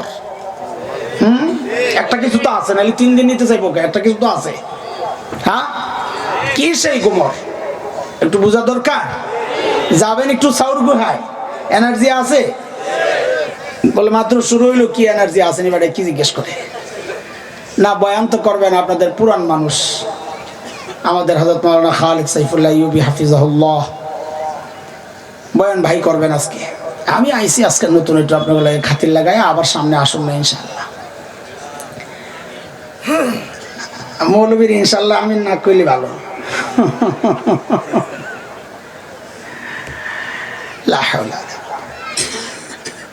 চলেন সাউর গুহায় যাই। আচ্ছা একটু বলেন তো আমাকে, গুহার ভেতরে কে কে আছেন? নবী আর আল্লাহর দুশমন, নাউজুবিল্লাহ। হ্যাঁ, দুই ক্যাটাগরিতে দুইজন সেরা মানুষ। নবীদের মধ্যে সর্বশ্রেষ্ঠ নবী ইমামুল আম্বিয়া সাইয়্যিদুল আম্বিয়া সাল্লাল্লাহু আলাইহি ওয়াসাল্লাম। হযরত আদম আলাইহিস সালাম থেকে কিয়ামত পর্যন্ত নবী ছাড়া যত মানুষ দুনিয়ায় আসবে সবার মধ্যে সর্বশ্রেষ্ঠ মানুষ আবু বকর রাদিয়াল্লাহু আনহু। দুই ক্যাটাগরির দুইজন সেরা মানুষ গুহার ভেতরে। আল্লাহ তাআলা যদি চাইতেন গুহার মুখটাকে পাথর দিয়ে প্যাকেট করে এমন ভাবে রাখতেন যেন বুঝাই না যায় এখানে একটা গুহা আছে, তারপরে ভেতরটারে জান্নাতের টুকরা বানায় দিতে পারতেন কি পারতেন? পারতেন? আল্লাহ তা করেছিলেন? করেন নাই। না কইরা গুহার মুখের মধ্যে জানি কে কে বাসা বানাইছে জানি, মাকড়সার, কবুতর, এই তো লাগছে পেস। এখন তো আরেক কথার জবাব দেওয়া লাগবে। যদি সঠিক উত্তর দিতে পারেন আমগো খুসরু ভাইরে কম পুরস্কার দিতে। কোন তো কবুতর ডিম পারছিল কয়টা? 4টা, মাশাআল্লাহ। একটাও না। বাঞ্জা কবুতর আছিল মিয়া, আল্লাহ বাড়াইছে আন্দাজি কথা কোন। হ্যাঁ, আর আসেনি কোনো মতামত? 4টা হইছে, একটাও না। 2 মত পাওয়া গেছে, আর কোনো মতামত নাই। 2টা কবুতর তো ডিম পারি 2টা, আপনি তো ঠিকই কইছেন। আর আসেনি কিছু? এখন অনেক মুরব্বীরা বা ওলামা একরাম বুজুর্গ যারা মনে মনে চিন্তা করছেন, বেটারে ভালোই মনে করছিলাম, এখন দেখি নবী আলাইহিস সালামের সাথে সংশ্লিষ্ট একটা গল্প নিয়ে অনেক তামাশা করতেছে। হ্যাঁ হ্যাঁ, আমি তামাশাই করছি। কেন? কারণ মুহাদ্দিসরা বলেছেন কবুতরের গল্পটা পুরাই জাল, বানোয়াট, মিথ্যা কথা। কবুতরই নাই, আমরা বসে বসে জীবগণি। আবার কেউ কেউ বাচ্চাও ফুটাইলে, কিন্তু বাচ্চাও ফুটেছে মাশাআল্লাহ। বাচ্চা ফুটছে বাংলাদেশে এসে শাহজালালের মাজারে গেছে। এটা যে বানায় নাই আল্লাহ শুকর। এরপরের গুরু ভাই বানাইবো। ওই কবুতর যদি কেউ খাইতে পারে তার জান্নাত ওয়াজিব। বানাইতে তো সমস্যা নাই, এটা বানাই দিলি তো হয়। লা হাওলা ওয়ালা কুওয়াতা ইল্লা বিল্লাহ। তবে মাকড়সার জালের ব্যাপারটা আছে, সেটাও দুর্বল। কিন্তু যেহেতু গল্প বলছি, কারো মর্যাদা বলার ক্ষেত্রে, কোন আমলের ফজিলত বলার ক্ষেত্রে দুর্বল বর্ণনা আনা যায় যদি এর বিপরীতে কোন সহি বর্ণনা না থাকে। সেই হিসাবে বলছি। আচ্ছা, মাকড়সার জাল দিয়ে আল্লাহ নিরাপত্তা ব্যবস্থা করেছেন। কারণ কি? কারণ মাকড়সার জাল ছিল এত শক্তিশালী, শক্ত, যে কাফেররা ছেদ করে ছিন্ন করে ভেতরে ঢুকতে পারতো না। কথা বলে, মাকড়সার জাল কি এত শক্ত না দুর্বল? কত দুর্বল? অনেক কত। কোরআনের কথা সূরা আনকাবুতে আসছে, মাকড়সার নামে একটা সূরা আছে। আল্লাহ কি বলেন? ওয়া ইন্না আওহানাল বুয়ুতি লাবাইতুল আনকাবুত। জগতের সবচাইতে দুর্বল ঘরের নাম হচ্ছে মাকড়সার ঘর। তাইলে আল্লাহ এই দুর্বল ঘর দিয়া নবী আর আবু বকরের নিরাপত্তার ব্যবস্থা কেন করলেন? প্রশ্ন জাগে কি জাগে না? দোস্ত ও যুবক, খেয়াল করো। আল্লাহ দেখায় দিয়েছেন দুনিয়ার মানুষকে, ও দুনিয়ার মানুষ দেখো, আমি যদি আমার দিন বাঁচাতে চাই, আমার পারমাণবিক অস্ত্র লাগে না, আমার ট্যাঙ্ক কামান লাগে না, আমার সাবমেরিন যুদ্ধ বিমান লাগে না। আমি আমার দিন বাঁচাতে চাইলে মাকড়সার জাল দিয়েও বাঁচাইয়া দিতে পারি। দরকার আবু বকরের ঈমান। কি দরকার? ঈমান দরকার। ওই রকম মুসলমান কোনদিন অস্ত্রের শক্তির কারণে জয়ী হয় নাই। মুসলমান কোনদিন অস্ত্রের দুর্বলতার কারণে পরাজিত হয় নাই। মুসলমান জয়ী হইলে ঈমানী শক্তির কারণে হয়েছে, মুসলমান পরাজিত হইলে শরীয়ত না মানার কারণে পরাজিত হয়েছে। যার রব আছে তার পরাজয় নাই, তার সাময়িক পরীক্ষা আছে। লিবিয়া যখন ইটালিয়ানরা দখল করে, একসময় ইউরোপিয়ানরা এসে আফ্রিকা আমাদের এই অঞ্চলগুলো ওদের দখলে রেখে ওরা কর্তৃত্ব চালাইতো, যেমন ব্রিটেন আসছিল এই অঞ্চলে, ব্রিটিশরা। তো শতাব্দীর অন্যতম শ্রেষ্ঠ বিপ্লবী বীর শেখ ওমর মুখতার রাহিমাহুল্লাহ, মোল্লা ওমর রাহিমাহুল্লাহ, তিনি যেমন একজন শতাব্দীর শ্রেষ্ঠ বিপ্লবী বীর, শেখ উসামা বিন লাদেন রাহিমাহুল্লাহ শতাব্দীর অন্যতম শ্রেষ্ঠ বিপ্লবী বীর, ঠিক শেখ ওমর মুখতার রাহিমা। ডরাইছেন না? ভাবে তো লাগতেছে মুখ চোখ চুকায় গেছে। শেখ উসামার নিয়ে দোয়া করলাম, মোল্লা ওমর রেলে দোয়া করলাম, হায় রে মুসলমান, ওরা আমাদের গর্বের জায়গা, তালেবান আমাদের গর্বের ঠিকানা, আফগানিস্তান আমাদের ইজ্জত আর মুকুট পরাইয়া দিছে। কথা কন ঠিক কিনা? হ্যাঁ, ডরায়েন না, কিসের ডর? বেটারা যুদ্ধ করে, হেরা ডরায় না, আর আমরা বলতেও ডরাই। ইমানের হালত দেখেন। ইটালিয়ানরা সিদ্ধান্ত নিছে শেখ ওমর মুখতারের যে গ্রুপ প্রতিরোধ যুদ্ধ চালাচ্ছিল ওদেরকে বম্বিং করে শেষ করে দিবে। একজন এসে শেখ ওমর মুখতারকে বললেন, হযরত, আমাদের কাছে তো বিমান বিধ্বংসী অস্ত্র নাই, চলেন আমরা পালাই। শেখ ওমর মুখতার বড় আজীব এক জবাব দিয়েছেন, ইমান দীপ্ত জবাব, পাল্টা প্রশ্ন করে, প্রশ্নটাই ছিল জবাব।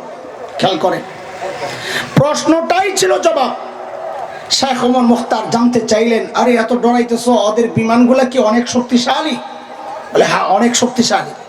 তাই নাকি? কত শক্তিশালী বিমানগুলা?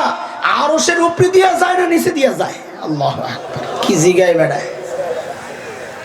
ওই লোক যিনি খবর নিয়ে আসছেন হাসতেছেন, বলে সাহেব কি বলেন আপনি? কোথায় আরশ, কোথায় সাত আসমান, কোথায় মহাশূন্য, এর কত নিচে দিয়া বিমানগুলা যায়? থুরুমিয়া, তাইলে ডরাই আলাপ কি?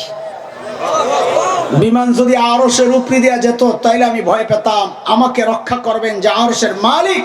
বম যদি আমার মালিকের মাথায় একটা পড়ে তো আমারে কে বাঁচাবে? যদি নিচে দিয়েই যায় তো আমার কোনো টেনশন নেই। তিনি মূলত সূরা তাওবার শেষ আয়াতের তরজমা শোনাইছেন, যে আয়াতের মাধ্যমে আল্লাহ সুবহানাহু ওয়া তাআলা প্রিয় হাবিব সাল্লাল্লাহু আলাইহি ওয়াসাল্লামকে সান্ত্বনা দিয়েছিলেন এই বলে, ফাইন তাওয়াল্লাউ ফাকুল হাসবিয়াল্লাহ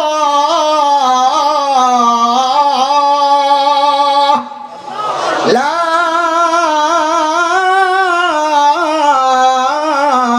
ইলাহা ইল্লাহু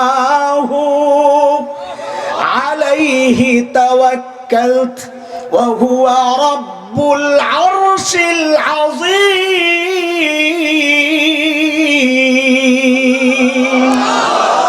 নবী, আপনি শোনায়া দেন, ওরা যদি আপনার সহযোগিতায় না আসে জানায়া দেন, দরকার নাই তোদের সহযোগিতা, আমার জন্য আমার আল্লাহ যথেষ্ট।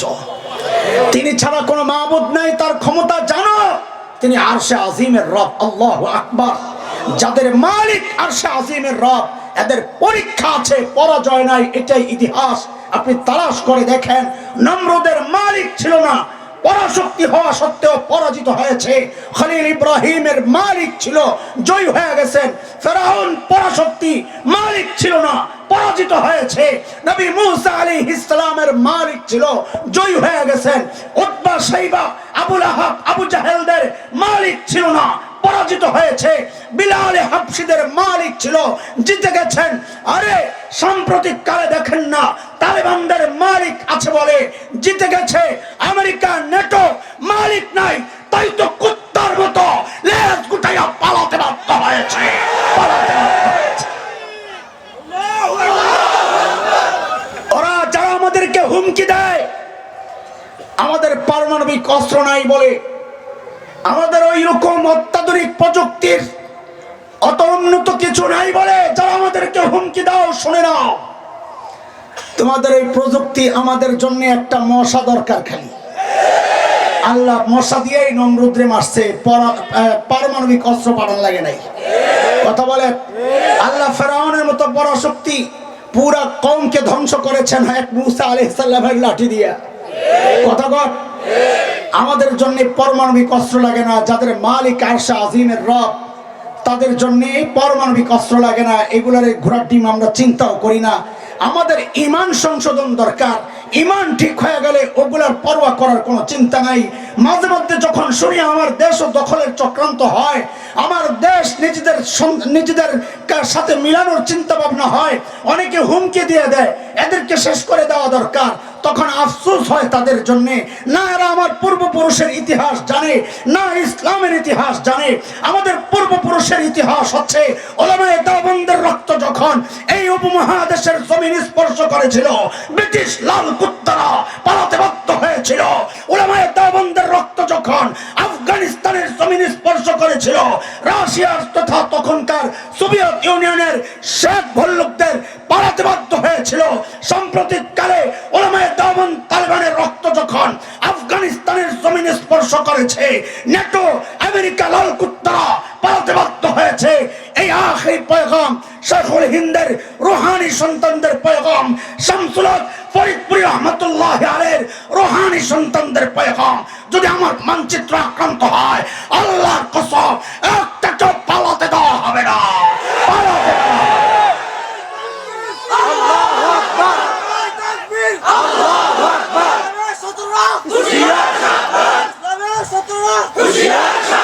আল্লাহর হাবিব সাইয়েদনা আবু বকরের কোলে মাথা রেখে যখন ঘুমাচ্ছিলেন, ঘুম ভেঙে যায়, নবী তাকায় দেখেন আবু বকরের চেহারার মধ্যে চিন্তার ছাপ।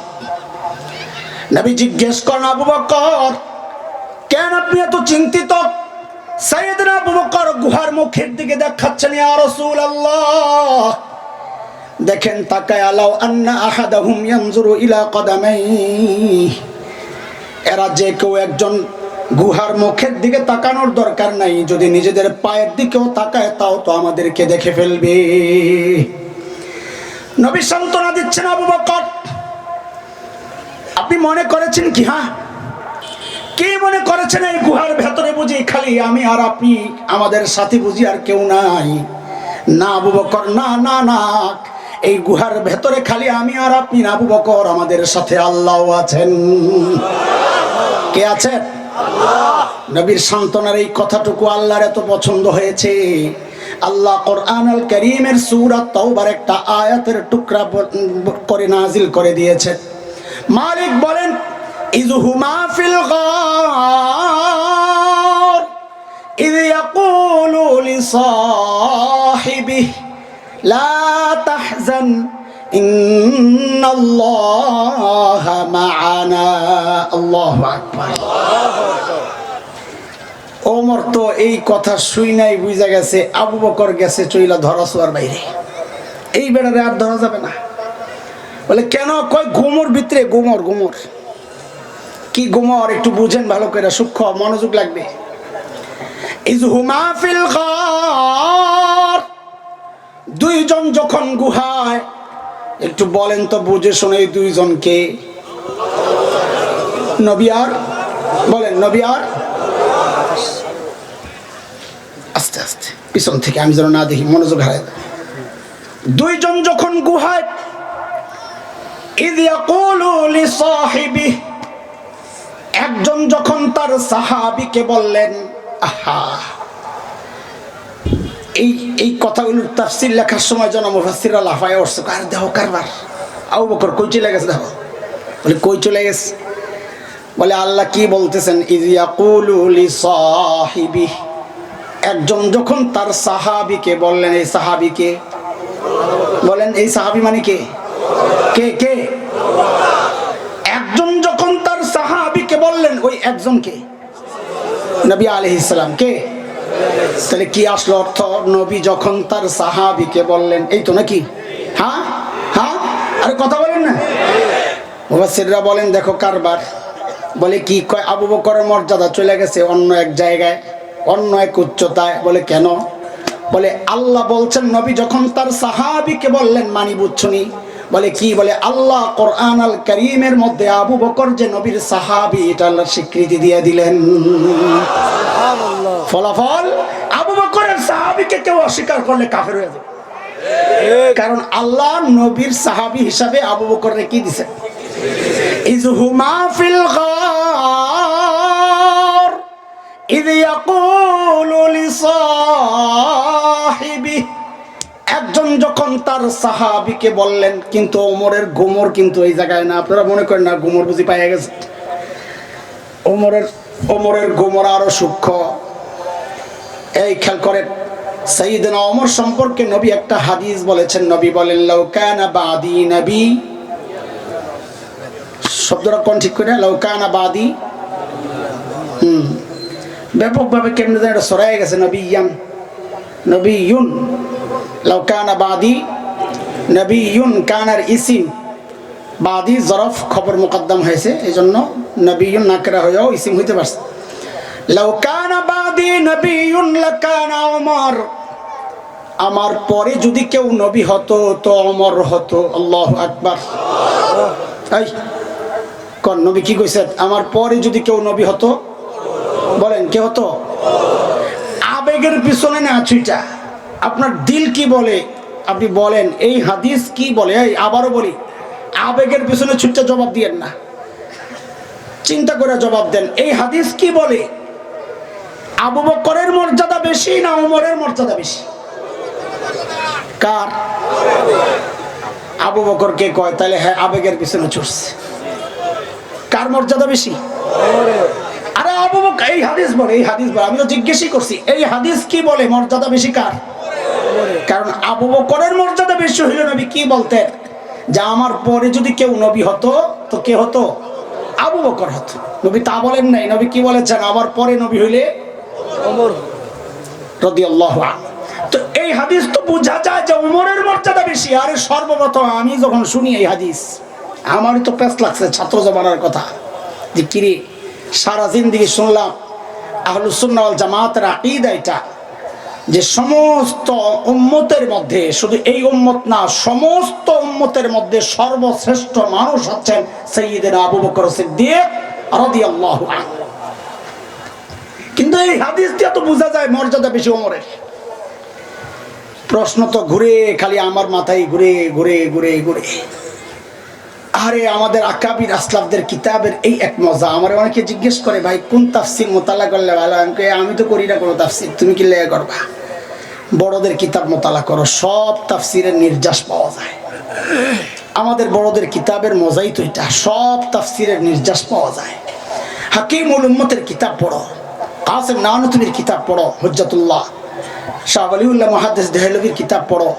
হ্যাঁ, তো হযরত থানভী রাহমাতুল্লাহি আলাইহির কিতাবে এই জবাব যেদিন আমি পাইছি, বিশ্বাস করেন আপনাদেরকে বলছি, আল্লাহ হাজির, আমি খুশিতে চিৎকার দিয়ে উঠছি। কারণ অনেক দিনের প্রশ্ন আমার মাথায় ঘুরতেছে যে এই হাদিস তো বলে ওমরের মর্যাদা বেশি, কিন্তু আসলে তো আবু বকরের মর্যাদা বেশি। থানভী রাহমাতুল্লাহি আলাইহি বলছেন আজীব এক কথা, জবাব, যে গোমরটা বুঝছেন ওমর, আমি আপনিও বুঝি নাই। ওমর ঠিকই বলছেন, না রে, এই হাদিসটাই প্রমাণ করে মর্যাদা বেশি আবু বকরের। এই হাদিসই প্রমাণ করে মর্যাদা বেশি। কেন? কারণ ওমর বুঝে গেছে সারা জিন্দেগি আমার আমলের ফলাফল, নবীর সাথে আমার সম্পর্কের লেভেল কি? লেভেল হইল বাদিয়াতের। ওমর, আমার পরে যদি কেউ নবী হতো আপনি হতেন, মানে নবীর সাথে ওমরের সম্পর্কের লেভেল কি? বাদিয়াতের, আগে আর পরে। নবী বলছেন ওমর আমি আগে আর আপনি, বলেন না, বলেন বলেন না, বললে বুঝবেন না। নবী বলেন ওমর আমি আগে আর আপনি সম্পর্কের লেভেল, উলামায়ে কেরাম শব্দ বলবেন বাদিয়াতের। কিসের সম্পর্ক? বাদিয়াতের। কিন্তু এই আয়াত যখন আসছে ওমর বুঝা গেছেন আমি তো পরেই রয়ে গেলাম। আর আবু বকরের নবী কয়, আবু বকর ঘাবড়ায়েন না, আপনি একা না, আল্লাহ কয় ঘাবড়ায়েন না, লা তাহজান ইন্নাল্লাহা মাআনা। নবী বলেন আবু বকর আপনার সাথে আমার সম্পর্ক আল্লাহর সম্পর্কের লেভেল ওমরের মতো বাদিয়াতের না, মাআনা মাইয়াতের সম্পর্ক। সুবহানাল্লাহ। সাথে সাথে, তার মানে কি? যে আমার সাথে যদি কেউ নবী হতো মুসা আর হারুন আলাইহিস সালামের মতো, তো আবু বকরই নবী হইতো, পরে হইলে ওমর হইতো। ইয হুমা ফিল গার ইয ইয়াকুলু লিসাহিবিহি লা তাহজান ইন্নাল্লাহা মা'ানা। আল্লাহু আকবার। সাইয়েদনা ওমর যখন বললেন আবু বকর, আমার সারা জিন্দেগির আমল আপনারে দিয়ে দিম, ওই 3 দিন দিয়ে দেন। আবু বকর মানুষ কি ছিলেন না? এই গোমর বুঝছেন, ওমর আবু বকর বুঝেন নাই বুঝি? হ্যাঁ, আবু বকর জানেন না গোমর? সাইয়েদনা আবু বকর কি জবাব দিলেন? জবাব দিলেন আস্তে করে, ওমর বলেন কি আপনি? আবু বকর, আবু বকর বলেন কি আপনি? এই 3 দিন যদি দিয়ে দেই তা আমার আর জীবনে থাকে কি রে ভাই? জীবনে তো কিছু করতে পারি না, এই 3 দিনই তো আমার পুঁজি দিয়ে দিলে আমি খালি হয়ে যাবো ভাই। আবু বকর বলে, জীবনে কিছু করেন নাই তো করছে কে? আমরা ভাবতেছি কত কিছু করে রয়েছি, আল্লাহ জান্নাত মনে হয় কয়েকটা বানায় রাখছে আমার জন্য। আর আবু বকর বলেন জীবনে কিছু করতে পারি নাই, আমার 3 দিন দিয়ে দিলে এটা পুঁজি আমার আর নাই কিছু। অথচ নবী আলাইহিস সালাম আবু বকর সম্পর্কে বলেছেন, ইন্না আমান্নান নাস আলাইয়া বিসহবাতিহি ওয়া মালিহি। আবু বকর আমার উপর সবচেয়ে বেশি দয়া করছেন তার সুহবত, তার সঙ্গ দিয়া, তার মাল দিয়া। তিনি হচ্ছেন আবু বকর, নবীর সবচেয়ে প্রিয় মানুষ। আম্মা জানের পর সাহাবী জিজ্ঞেস করছেন, আপনার সবচেয়ে প্রিয় কে? নবী বলেন আয়েশা। বলে মিনার রিজাল, ছেলেদের মধ্যে বলে আবুহা, আয়েশার বাবা আবু বকর সবচেয়ে প্রিয়। হিজরতের রাত নবী আলাইহিস সালাম যায় দরজায় খালি টোকা দিয়েছেন, সাথে সাথে দরজাটা খুলে গেছে। নবী আলাইহিস সালাম অবাক হয়ে গেছেন, আবু বকর আপনি ঘুমান নাই? সাইয়েদনা আবু বকর জবাব দিচ্ছেন, ইয়া রাসূলুল্লাহ, ওই যে 6 মাস আগে একটা ইশারা দিছিলেন, আল্লাহর হুকুম হইলে বের হয়ে যাবেন, আমারও সাথে রাখবেন, একটা ইশারা কইছিলেন। ওগো আল্লাহর হাবিব, সেই দিন থেকে আজ পর্যন্ত এই দরজাটারে বালিশ বানায়া দাঁড়ায়া দাঁড়ায়া ঘুমাচ্ছি। সেই আবু বকর বলতেছেন আমার তো নাই বুঝি। হ্যাঁ, তবুকের যুদ্ধ নবী আলাইহিস সালামের জীবনের শেষ যুদ্ধ, কঠিন যুদ্ধ, যাকে গজওয়াতুল উসরাও বলা হয়। কঠিন যুদ্ধ, কঠিন গরম, লম্বা সফর, মরুভূমির সফর, শত্রুও বড়। সেই দামেস্কের দিকে, সিরিয়ার দিকে রোমানদের বিরুদ্ধে যুদ্ধ। চাঁদা দরকার, টাকা পয়সা দরকার কিছু। নবী আলাইহিস সালাম বলেন, কার কাছে কি আছে নিয়ে আসো। হযরত ওসমান নিয়ে আসছেন 300 ওট ভৈরা মাল সামান সহ। ওমর চিন্তা করছেন, আজকে আবু বকরকে হারানোর একটা সুযোগ পাইছি, কারণ আবু বকরের তো এত কিছু নাই, দিব করতে। দৌড়ায়া ঘরে গেছে, যা ছিল সামান সব নামায়া 2 ভাগ করছে। অর্ধেক নিয়ে আসছেন নবী আলাইহিস সালামের কাছে, ইয়া রাসূলুল্লাহ আমার চাঁদা। নবী জিজ্ঞেস করলেন, ওমর কি আনছেন? বলেন, আমার সাথে বলেন কি জিজ্ঞেস করছেন? সবাই বলেন, এটা মনে রাখেন নাহলে পরে মজা পাইবেন না। কি জিজ্ঞেস করছেন ওমর? হযরত ওমর বললেন, ইয়া রাসূলুল্লাহ ঘরে যা ছিল অর্ধেক নিয়ে আসছি, অর্ধেক রেখে আসছি। এবার সাইয়েদনা আবু বকরের আসার পালা রাদিয়াল্লাহু আনহু। নবী আলাইহিস সালাম অপেক্ষা করছেন আবু বকর কি আনে দেখি। সাইয়েদনা ওমর অপেক্ষা করতেছেন, কিন্তু ওমরের অপেক্ষার ধরনটা আমি বলি আর কি এমন যে একটা ভাবলে বয়ে রয়েছে, আজকে আইলি একটা স্লোগান লাগাইবো, জিতিল রে জিতিল, ওমর জিতিল। আহা, সাইয়েদনা ওমর আবু বকর আসতেছেন, হাতে ছোট্ট একটা পুটলা, অল্প কয়েকটা দিরহাম, এই দিনার স্বর্ণমুদ্রা। কোন কোন বর্ণনায় আসছে 4000 স্বর্ণমুদ্রা শেষ পুঁজি ছিল, ওইটারই গাট্টি করে লইছে। তো এখানে আবার বলার সময় অনেকে আবু বকরকে চটগায় দেয়, জাল জাল, এটা নাই হাদিস। সাইয়েদনা আবু বকর আনছেন, ইয়া রাসূলুল্লাহ আমার চাঁদা। নবী জিজ্ঞেস করতেছেন, আবু বকর মাপ কাইতা, ঘরে কি রেখে আসছেন? বলেন, ওমরকে কি জিজ্ঞেস করছিলেন? আবু বকরের বেলায় নবী প্রশ্ন আসতে ঘুরে দিয়েছেন, আবু বকর ঘরে কি রাইখা আসছেন? প্রশ্ন শুই নাই, ওমর কয় কারবার সারছে, আজকেও জিতার সম্ভাবনা নাই। কেন? আরে আমি তো অর্ধেক রাইখা আসছি, এই বেলায় কিছু রাইখা আসছে বলে মনে হয় না। সাইয়েদনা আবু বকর কি জবাব দিলেন? আরে দোস্ত শুনে বলতেছি, সাহাবীদের আখিরাতের প্রস্তুতি আমি মডেলদেরকে দেখাইতেছি। কেন আবার বলি না খালি গল্প শোনাইতেছি, আমি আখিরাতের প্রস্তুতির মডেল দেখাইতেছি। কেন? যেন আমরা ওদেরকে টার্গেট বানায়া নিজেরা ওইভাবে আগাইতে পারি। আগেরই কথা, শুরুর কথা মনে আছে কিনা? সাইয়েদনা আবু বকর কি জবাব দিলেন এটা পরে শুনে। আগে সাইয়েদনা আবু বকরের ছোট্ট মেয়ে হযরতে আসমা রাদিয়াল্লাহু আনহার জবাবটা শুনেন। আরে কি মানুষ, কি বানাইছেন আল্লাহ এক একজনকে। নবী আর আবু বকর যখন হিজরত করে মদিনার পথে, নবী আলাইহিস সালামের মা হযরত আবু বকরের মা উম্মে খায়র শুরুতে মুসলমান হন নাই, কিন্তু আবু বকরের সাথে সম্পর্ক ছিন্ন করেন নাই।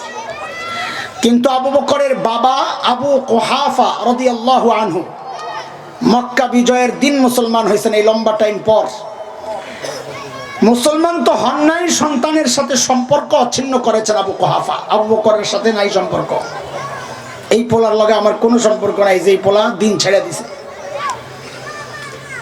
আবু বকর তো চলে গেছেন নবীর সাথে। এখন তো আবু কুহাফার ভিতরে জ্বলতেছে। জ্বলা কি নিয়ে? আবু বকরের জন্য না, নাতিপুতির জন্য। যাহারে আবু বকর তো গেল গা, আমার নাতিপুতি গুলা না জানি না খায়া মরতেছে। আমার মা বলতেন আসলের চেয়ে নাকি লাভের মায়া বেশি। এটা দাদার নানারা বলতে পারবে, পোলাপাইনের চেয়ে বলে নাতিপুতির জন্য মায়া লাগে বেশি। হ্যাঁ, বুড়ারা কথা কন না, বুড়া নাই বুঝছে এলাকায়। এখন আবু কুহাফা আসছে আবু বকরের ঘরে অভিমান ভেঙ্গে। খেয়াল করেন, আয়েশা হযরতে আসমারে ডাক দিয়া জিজ্ঞেস করতেছে, দাদু ভাই বাবা তো চলে গেছে, ঘরে তো মনে হয় কিচ্ছু নাই, মাকে জিজ্ঞেস করো কি লাগবে। আল্লাহ, হযরত আসমা জবাব দিচ্ছেন, দাদু ভাই আপনি টেনশন করেন না, আব্বা যাওয়ার সময় ঘরে যথেষ্ট পরিমাণ রেখে গেছেন। কি রেখে গেছেন? যথেষ্ট পরিমাণ রেখে গেছেন।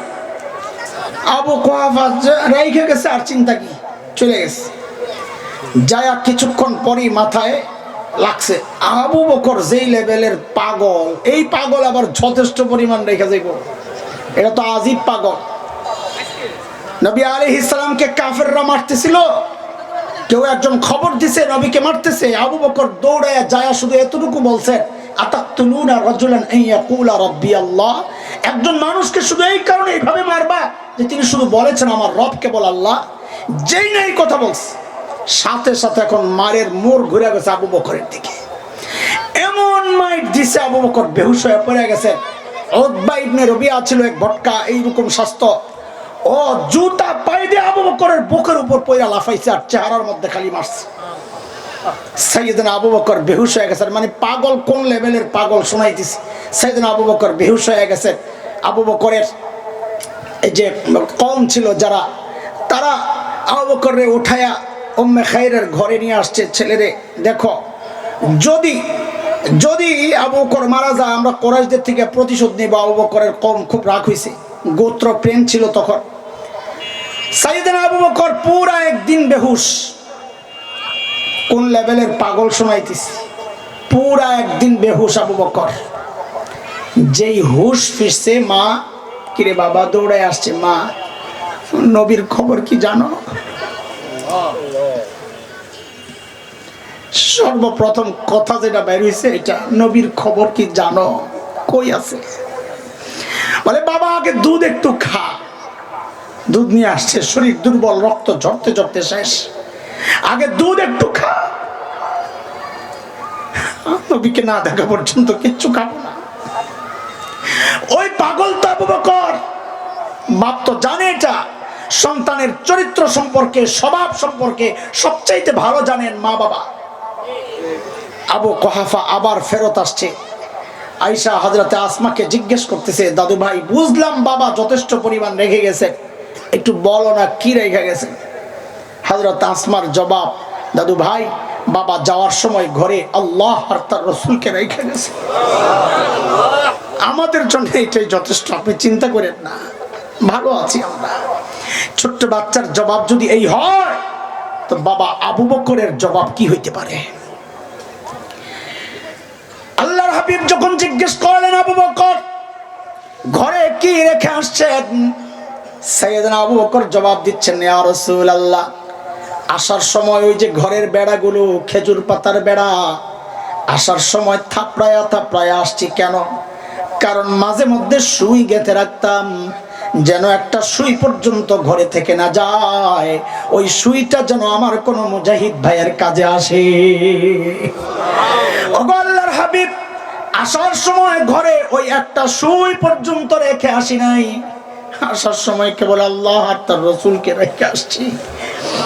এই আবু বকর বলে, ওমর জীবনে কিছু করি নাই তো পুজিয়ে 3 দিন লয়া গেলে থাকে কি?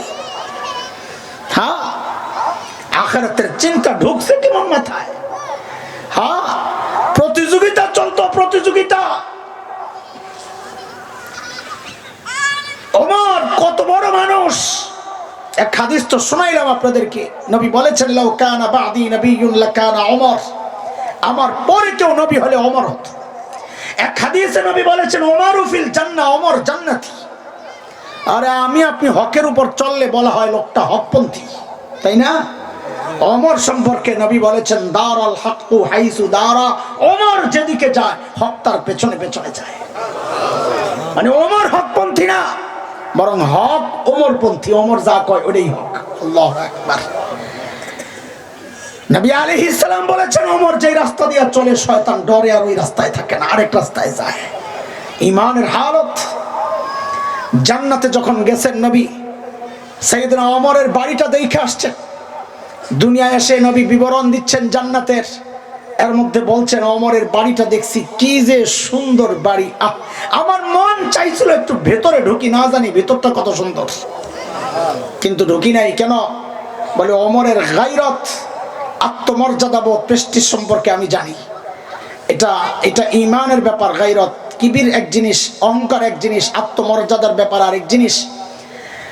ওমরের গায়রত, আত্মমর্যাদা সম্পর্কে আমি জানি। ওমর মাইন্ড করতে পারে, অনুমতি ছাড়া ঢোকা তো নিষেধ। ইয়া আইয়ুহাল্লাযীনা আমানু লা তাদখুলু বুয়ুতান গায়রা বুয়ুতিকুম হাত্তা তাস্তানিসু ওয়া তুসাল্লিমু আলা আহলিহা। অনুমতি ছাড়া, সালাম দেওয়া ছাড়া কারো ঘরে ঢোকা যাবে না। আমি ওমরের ঘরে ঢুকলে ওমর যদি কষ্ট পায়, আমি ঢুকি নাই। সাইয়েদনা ওমর বাচ্চাদের মতো হাউমাউ করে কান্না শুরু করছেন, আবিকা কুতু ইয়া রাসূলুল্লাহ, আপনার সাথেও বুঝি আমার আত্মমর্যাদা বোধ, কেন আপনি একটু ঢুকলেন না? সেই ওমরের কথা বলছি দোস্ত। আখিরাতের চিন্তা মাথায় কিভাবে ঢুকছিল সাইয়েদনা ওমর। আবু লুলু মাজুসির ছেলে বিষাক্ত খঞ্জর দিয়া যখন ফজরের নামাজের সময় চালায়, ওমরের উপর ক্ষোভ, কারণ আবু লুলু এর মালিকের বিরুদ্ধে বিচার দিছে ওমরের কাছে। ওমর বিচার করছে মালিকের পক্ষে, এটা তার পছন্দ হয় নাই, সিদ্ধান্ত নিয়ে নিছে ওমরে মারবে। একটা খঞ্জর ধার করছে 1 সপ্তাহ, খালি ওমরের দিকে তাকায় গেছে, মনে মনে কইছে আর কি সাইজ করুক। বিষ মাখায়া চাদর মুরু দিয়া ফজরের নামাজের সময় চলে আসছে মসজিদে। হযরত ওমরের পেটের মধ্যে যখন চালায়, নাড়ি বুড়ি বের হয়ে গেছে, কাপড় দিয়া পেঁচায়া হযরত ওমরকে শোয়া দেওয়া হয়েছে। সাইয়েদনা ওমর বিষক্রিয়ায়, বিষের যন্ত্রণায় বেহুশ হয়ে গেছেন। একজনের কোলে মাথা শুয়ে আছেন ওমর, একটু হুশ ফিরছে তো নামাজের জন্য পানি চাইছেন। এই দিনের ব্যাপারে ওমর কতটা সিরিয়াস ছিলেন, নিজের এই অবস্থা দেখেন যে একজনের কাপড় টাকনোর নিচে, ধমক দিছে, কাপড় উপরের দিকে ওঠা, নিজে মরে যায়, কাপড় ঠিক করে আরেকজনের। এরপরে কি করলেন সাইয়েদনা ওমর? আখিরাতের চিন্তা, আল্লাহর ভয়, আল্লাহর সামনে দাঁড়ানোর ভয় মাথার মধ্যে ঢুকছে কেমনে দেখেন। হযরত ওমর মাথাটাকে কোল থেকে নিয়ে মসজিদে নববীর ফ্লোরে রাখছে। এই বলেন ফ্লোরটা কি ছিল? পাকা না টাইলস করা? মাটি। হায় হায়, প্রায় অর্ধজাহান শাসন করা ওমর। এটা বললে অনেকে কয়, হয় কি অর্ধজাহান কদ্দুর করছে? কারণ তখন জাহান সব আবিষ্কার হয় নাই তো, আমেরিকা ওই অঞ্চলটা তখনও তো আবিষ্কার হয় নাই, এগুলো 500-600 বছর আগের কথা। তো এই হিসাবে প্রায় অর্ধজাহান, আফ্রিকার বহু অঞ্চল, আর এই উপমহাদেশ তো ছিলই, এবং আরো এশিয়া তো ছিলই, ইউরোপেরও অনেক জায়গায় ঢুকে গেছে। এই হিসাবে বলে আর কি প্রায় অর্ধজাহান হযরত ওমরের শাসনের আওতায়। আরে যাকে আল্লাহর নবী আল্লাহর কাছ থেকে চাইয়া আনছেন, একজনকেই চাইয়া আনছেন নবী আল্লাহর কাছ থেকে, তিনি হচ্ছেন ওমর ইবনুল খাত্তাব রাদিয়াল্লাহু আনহু। সেই মানুষটা যার সম্পর্কে নবী বলেছেন ওমরু ফিল জান্নাহ, ওমর জান্নাতি, সেই মানুষটা মৃত্যুর আগে মাথাটা নিয়ে মসজিদে নববীর ফ্লোরে রাখছেন, রাইখা মাটির সাথে গালটারে মাটির সাথে এইভাবে ঘষতেছিলেন আর কাঁদতেছিলেন আর বলতেছিলেন, ওয়াইলুল লাকা ইয়া ওমর ইন লাম ইয়াগফির লাকা রাব্বুক। ও ওমর, তোমার রব যদি তোমারে ক্ষমা না করে, ওমর তোমার জন্য ভয়ঙ্কর বিপদ কিন্তু অপেক্ষা করতেছে। কিভাবে ঢুকছে চিন্তা মাথায়। আরে সাইয়েদনা আবু বকরের প্রসঙ্গে এতক্ষণ শোনালাম, অথচ আখিরাতের চিন্তা আবু বকর, জান্নাতের গ্যারান্টি পাওয়া আবু বকর আখিরাতের চিন্তায় দূরে নির্জনে যায় যায় একা একা কাঁদতেন আর নিজের ধিক্কার দিয়া বলতেন, ইবনা কুহাফা, এরে আবু কুহাফার বেটা, ইবনা আবি কুহাফা, এরে আবু কুহাফার বেটা, তুই মানুষ কেন হইলি? আরে তুই মানুষ কেন হইলি? এখন হিসাব কেমনি দিবি? গাছের পাতার দিকে তাকায় তাকায় সাইয়েদনা আবু বকর কাঁদতেন আর বলতেন, ইয়া লাইতানি কুনতু ওয়ারাকা মিনাশ শাজারা তু'দাত ওয়া তুকাল। হায়, আমি মানুষ না হইয়া যদি গাছের পাতা হইতাম তো জীবজন্তু আমার চাবায়া চাবায়া খায় ফেলতো, আমার আর হিসাব দেওয়ার জন্য আল্লাহর আদালতে দাঁড়াই তুই তো না। এখন হিসাব কেমনে দেব? কোথায় আবু বকর, কোথায় ওমর, কোথায় হাসান জামিল? আরে এমন টেনশন, এমন বেকুল হওয়ার কথা তো আমার মতো জালিমের। আমি তো বটেই, অধিকাংশের চেহারার দিকে তাকাইলে মনে হয় না মানুষটার আখিরাতের কোনো চিন্তা আছে। কেন রে ভাই, কেন? আমি জানতে চাই, জিজ্ঞেস করি আপনাদের কাছে। বাবা ও আমার সন্তান তুল্য ভাইরা, ছোট ভাইরা, সন্তানরা, কেন এমন নিশ্চিন্ত জীবন যাপন করছি? কোন পুঁজির ভরসায়, কোন আমলের ভরসায়? হ্যাঁ হ্যাঁ, বলে কে আমাকে গ্যারান্টি দিল যে আমার মৃত্যুর যন্ত্রণা হবে না? সাইয়েদনা ওমর তো জান্নাতের গ্যারান্টি পাওয়া, আবু বকর জান্নাতের গ্যারান্টি পাওয়া, আমাকে আপনাকে কে গ্যারান্টি দিল যে আমাদের কবরের আযাব হবে না? চুল পাইকা সাদা হয়ে গেছে, এখনো গুনাহ চাপতে পারি না। দাড়ি পাইকা সাদা, গুনাহ চাপতে পারি না। ছাড়বেন কবে? জিজ্ঞেস করি, কবে ছাড়বেন? মরার পরে। আরে মালিক যেন সূরা হাদীদের মধ্যে আমাকে আপনাকে ডেকে ডেকে জিজ্ঞেস করতেছেন, আলাম ইয়ানিনিল লাযীনা আমানু আন তাখশা কুলুবুহুম লিযিকরিল্লাহ। ওরে ইমানদার, আল্লাহর ভয়ে তোর কলিজাটা কাঁপা ওঠার সময় কি হয় নাই রে? আশপাশ দেখোস না? সামনে থেকে বাপ চলে যায় তুই দেখোস না? সামনে থেকে মা চলে যায় তুই দেখোস না? আর কত চলবে এইভাবে? বলে আর কত? বলে কার নাফরমানি করতেছি? হ্যাঁ, কার নাফরমানি? ওই মালিকের, যিনি আমাকে আপনাকে এত ভালোবাসেন। কত ভালোবাসেন কোনদিন একটু চিন্তা করেছেন? আশপাশ দেখেন কোনদিন? মালিক কত ভালোবাসে। আরে আমি আপনি যখন দরজা জানলা আটকায়া গুনাহ করি না, ভেতরে গুনাহ চলতেছে, আমার মালিক আমাকে কত ভালোবাসে। ওই গুনাহ অবস্থায় মালিক দরজার নিচে দিয়া বাতাস আর অক্সিজেন পাঠাইয়া দিচ্ছেন যেন আমি মইরা না যাই।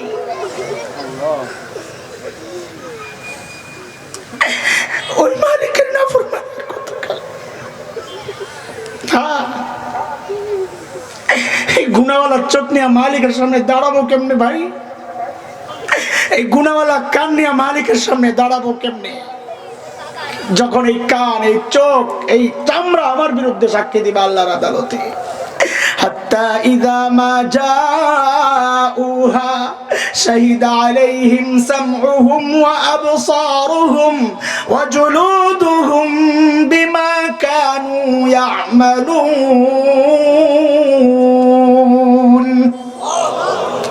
এর যুবক, আমি পাপী মানুষ, আমার কথাগুলো যদি তোদের হৃদয়ে টাচ না করে, না করাটাই স্বাভাবিক। আমি বলি কি, আর চেয়ে ভালো করে বোঝানোর ক্ষমতা আমার নাই। আমি বলি কি, যদি তোদের হৃদয়ে আমার কথা টাচ না করে তো তোরা আমার সামনে আয়, আমার সামনে আয়, তোদের পাগুলো আমার সামনে মেইলে দে, আমি ওই পাগুলারে জড়াইয়া ধইরা সারা রাত বসে বসে কান্না করি, তাও তোরা গুনাহ ছেড়ে দে। বাবা, গুনাহ ছেড়ে দেন। হয়েছে তো, এবার থামেন না, কম করা হয় নাই তো, হয়ে গেছে, ব্যাস শেষ। নফসের ধোকায়, শয়তানের ধোকায় করে ফেলছি, শেষ। আমাদেরকে ভালোবাসেন একজন মালিক আছেন না আমাদের? হ্যাঁ, সেই মালিকের কাছে ক্ষমা চায়া জীবন, নতুন এক জীবন শুরু করেন ইনশাআল্লাহ। আমাদের ভাই আসছেন, তিনি কথা বলবেন, তার সাথে দোয়ায় শামিল হয়ে জীবনের সব ভুলগুলো মাফ করায়া আজকে থেকে নতুন এক জীবনের প্রতিজ্ঞা নিয়ে এই মজলিস ছাড়বো ইনশাআল্লাহ তাআলা। ঠিক আছে ইনশাআল্লাহ। আল্লাহ তাআলা আমাদেরকে কবুল করেন, আল্লাহ তাআলা এই মজলিসকে কবুল করেন। আল্লাহ তাআলা যে মাদ্রাসার উদ্যোগে এই সুন্দর আয়োজন, আল্লাহ এই মাদ্রাসাকে দারুল দেওবন্দের মতো কবুল করেন। বিশেষত আমাদের মহব্বতের ভাই খসরু ভাই, আল্লাহ তাআলা তাকে, তার পরিবারকে সব আপদ বিপদ মুসিবত থেকে হেফাজতে রাখেন, ঈমানি জিন্দেগি দান করেন। আল্লাহ তাআলা আপনাদেরকেও কবুল করেন। আমিও দোয়া চাই আল্লাহ যেন আমাকে আমৃত্যু দ্বীনের সাথে লাগায়া রাখেন, আমিন। ওয়া আখিরু দাওয়ানা আলহামদুলিল্লাহি রাব্বিল আলামিন। ওয়াসসালামু আলাইকুম ওয়া রাহমাতুল্লাহি ওয়া বারাকাতুহু।